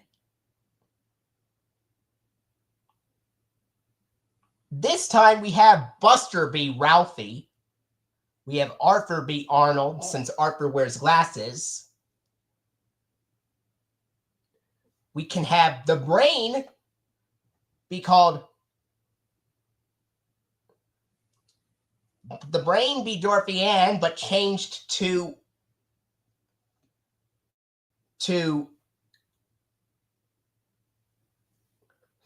Alan...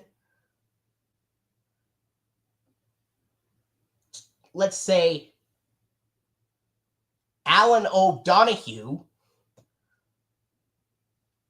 named after one of Brain's actors named Lyle O'Donoghue.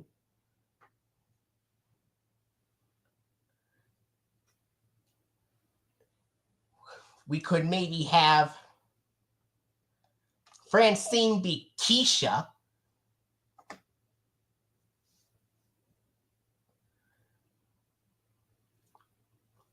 As for Tim, maybe we could have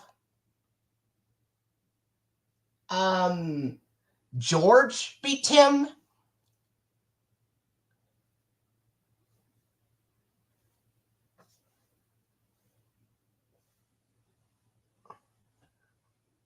And maybe Binky be Carlos.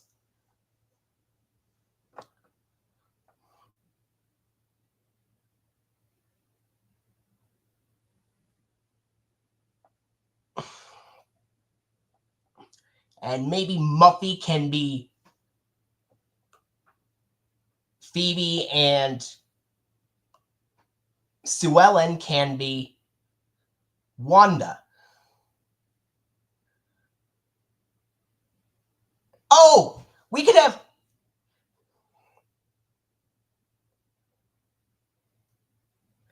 We'll have Buster be Carlos then. Maybe we can have Binky be Ralphie. How about that?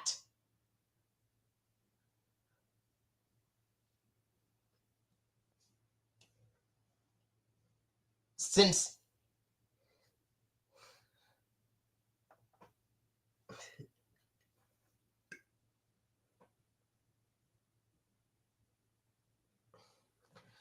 Oh, and what did you think of the name change from Dorothy Ann to Alan O'Donoghue? Especially if Brain was going to be Dorothy Ann, but changed to a masculine title like Alan O'Donoghue. Since both Dorothy Ann and the Brain, aka Alan, are very smart.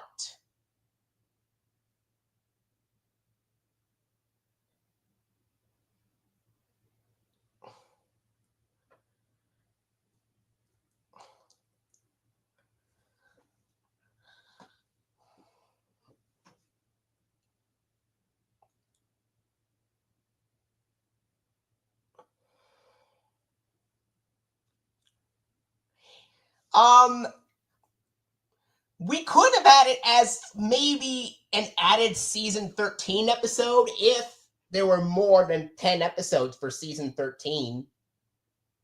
Especially since Lyle O'Donoghue already played Brain at that time.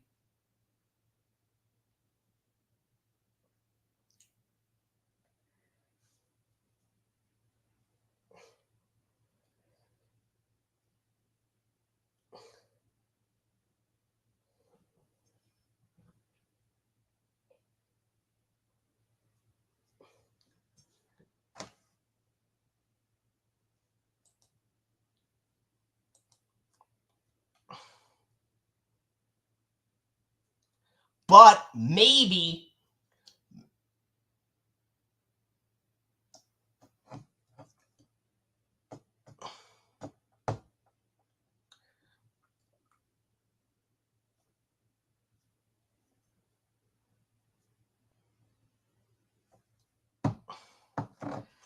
But how did you like Arthur playing Arnold, especially since they both have similar names and they wear glasses? Arthur as Arnold? Get it?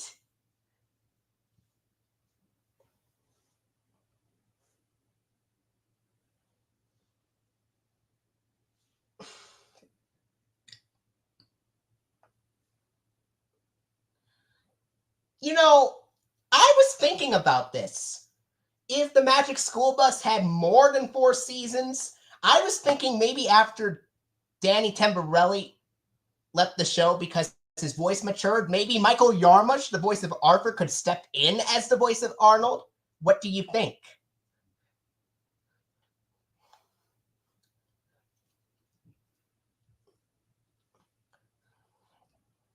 Like maybe around season 5, Michael Yarmush could voice Arnold after Danny Tamborelli's voice matured.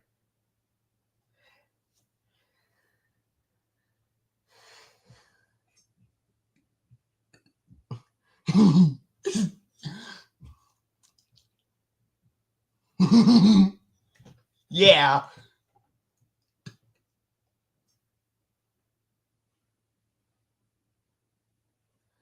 And maybe after Stuart Stone's voice matured,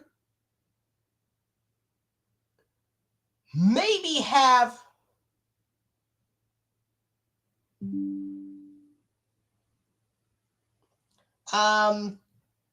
let's see, maybe have either, let's say, maybe Michael Callows could have voiced Ralphie in 1 season after Stuart Stone's voice matured. Either that or maybe Steven Crowder.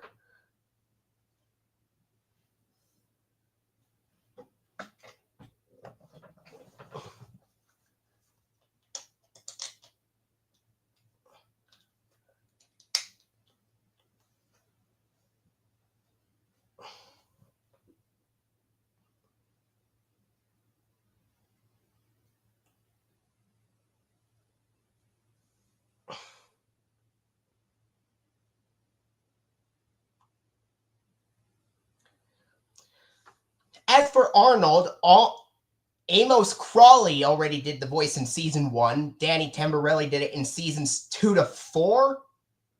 So maybe Michael Yarmush could do it in season 5 through season 7. Through the early part of season 7. Because after realizing Yarmush's voice maturing, we could have maybe Mark Rendell fill in as the voice of Arnold in some later episodes of season 7.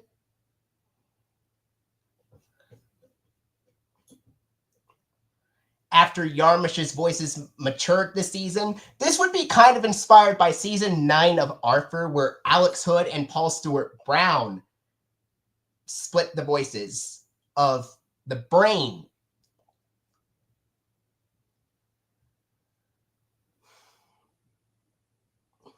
How did you like the idea of having Arnold's voice actors be split in season 7 of the Magic School Bus, just like they did with the brain in season 9?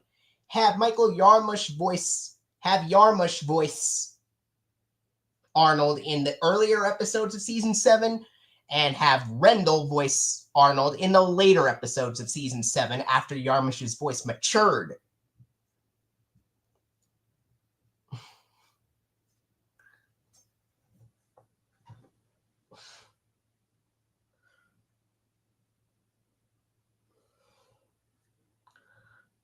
Let's say maybe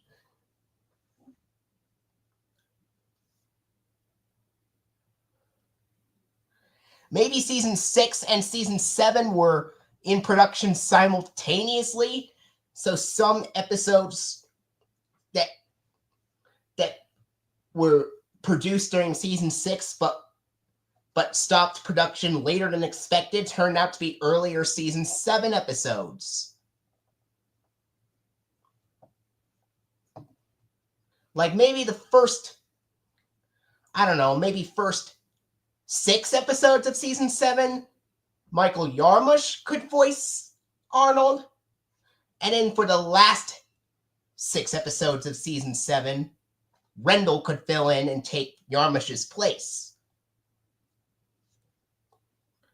Like, in the first So the first 2 episodes of season 7 would be produced during season 6's production, which is why the first 2 episodes started production during season 4, but completed production later in the time frame, hence being early season 7 episodes. Would that make more sense?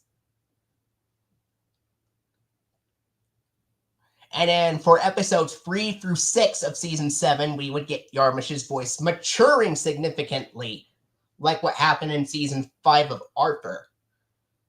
After episode 6, Rendell would fill in and voice Arnold.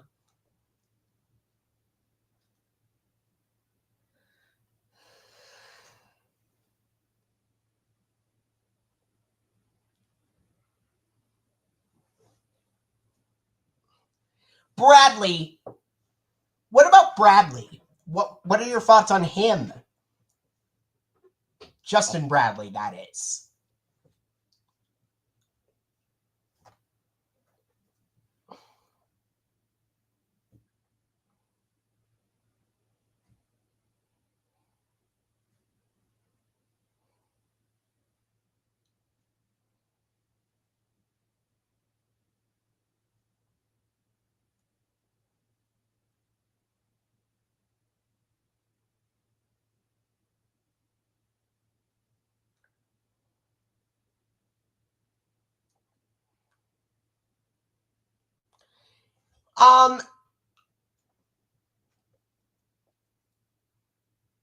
Yeah. Here's how I would improve season 9 to 11. Have Michael Cera, who did Brother Bear in the Berenstain Bears, play the part of Arthur, and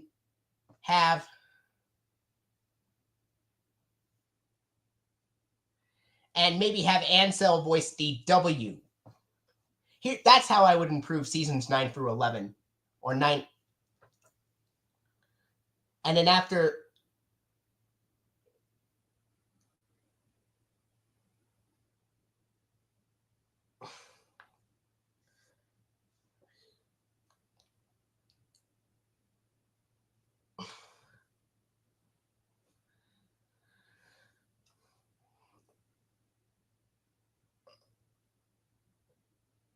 Yes! And...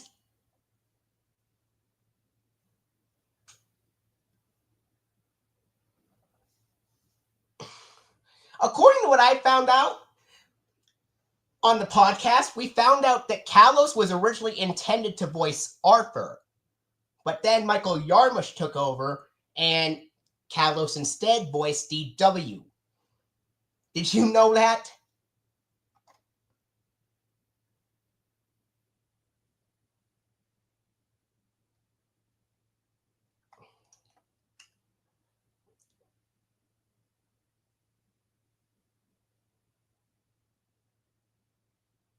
That's why I think Rendell should have voiced Arthur right when season 6 started.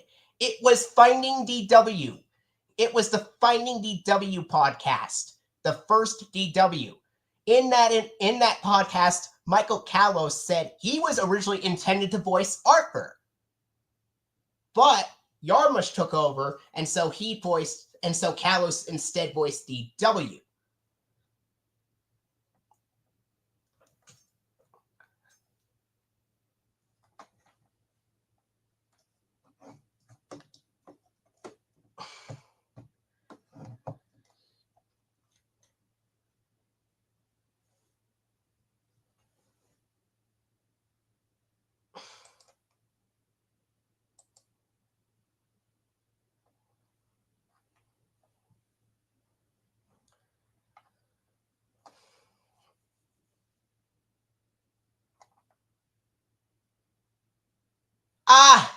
How is he able to do that?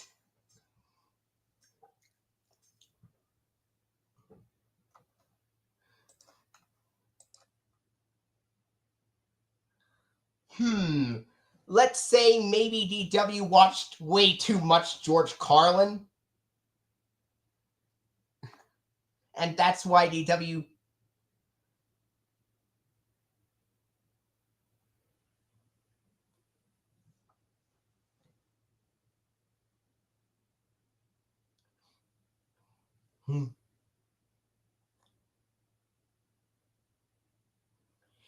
Chicken is not a swear word. Anyone is welcome to say that. It's a type of animal.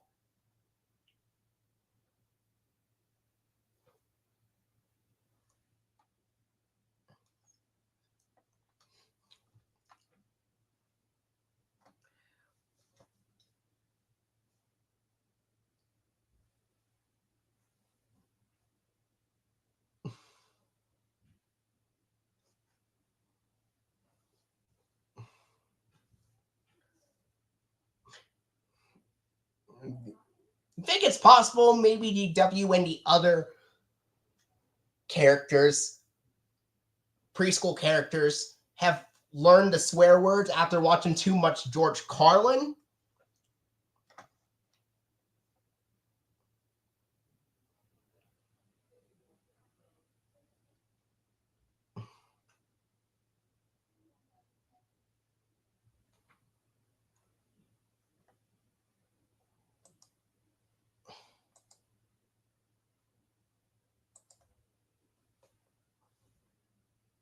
Yeah.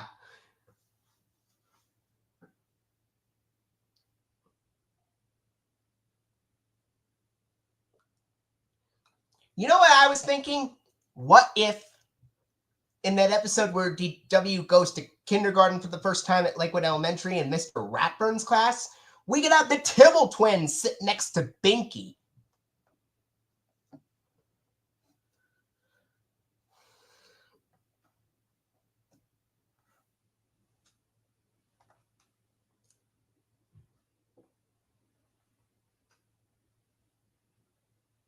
And maybe the Tibble twins can join the Tough Customers Club in that episode.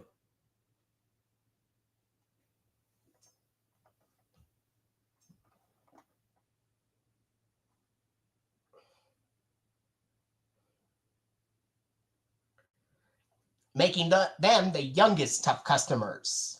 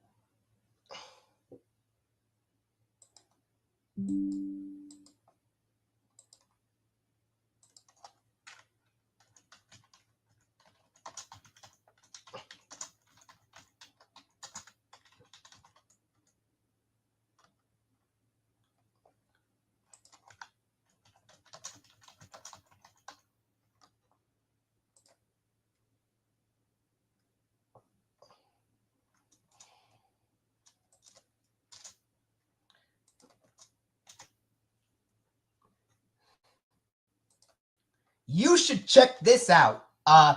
There's actually a video called Deep Dive into Beyblade with Alex Hood, who is Kenny's English voiceover, celebrating 25 years of Beyblade. And in one part of the video, he talked about how he was in ARPA for a period of time.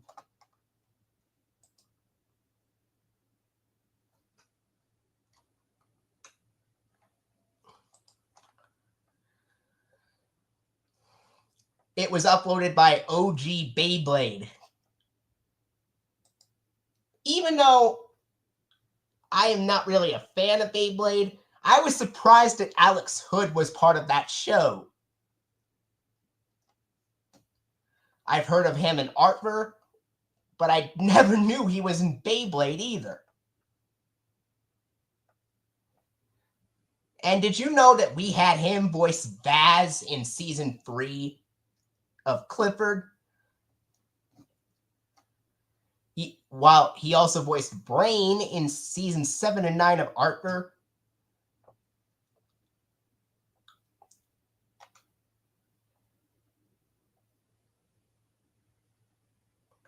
it was really a great nod to end the series when Yarmush voiced the adult Arthur.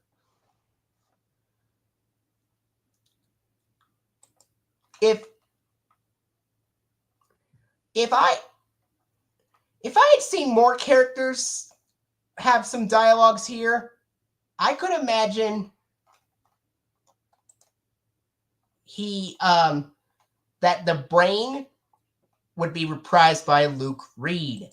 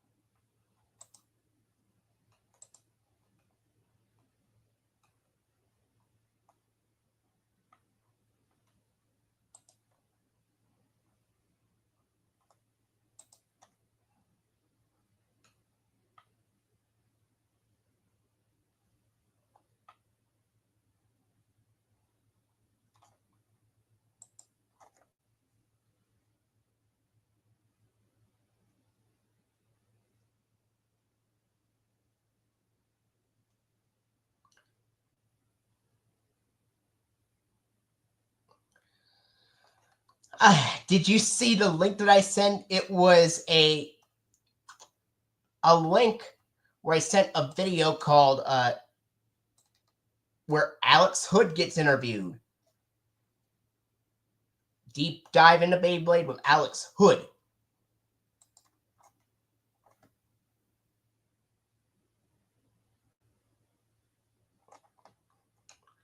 Yes, the same guy who did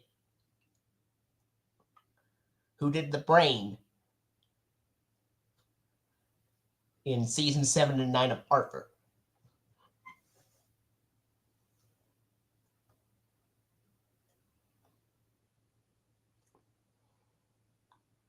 Well, hope you enjoyed this stream, and I will see you later. Stay tuned for another stream coming on May 2nd, which will be the final part of the Disney Home Media Collection stream. Okay? See you later.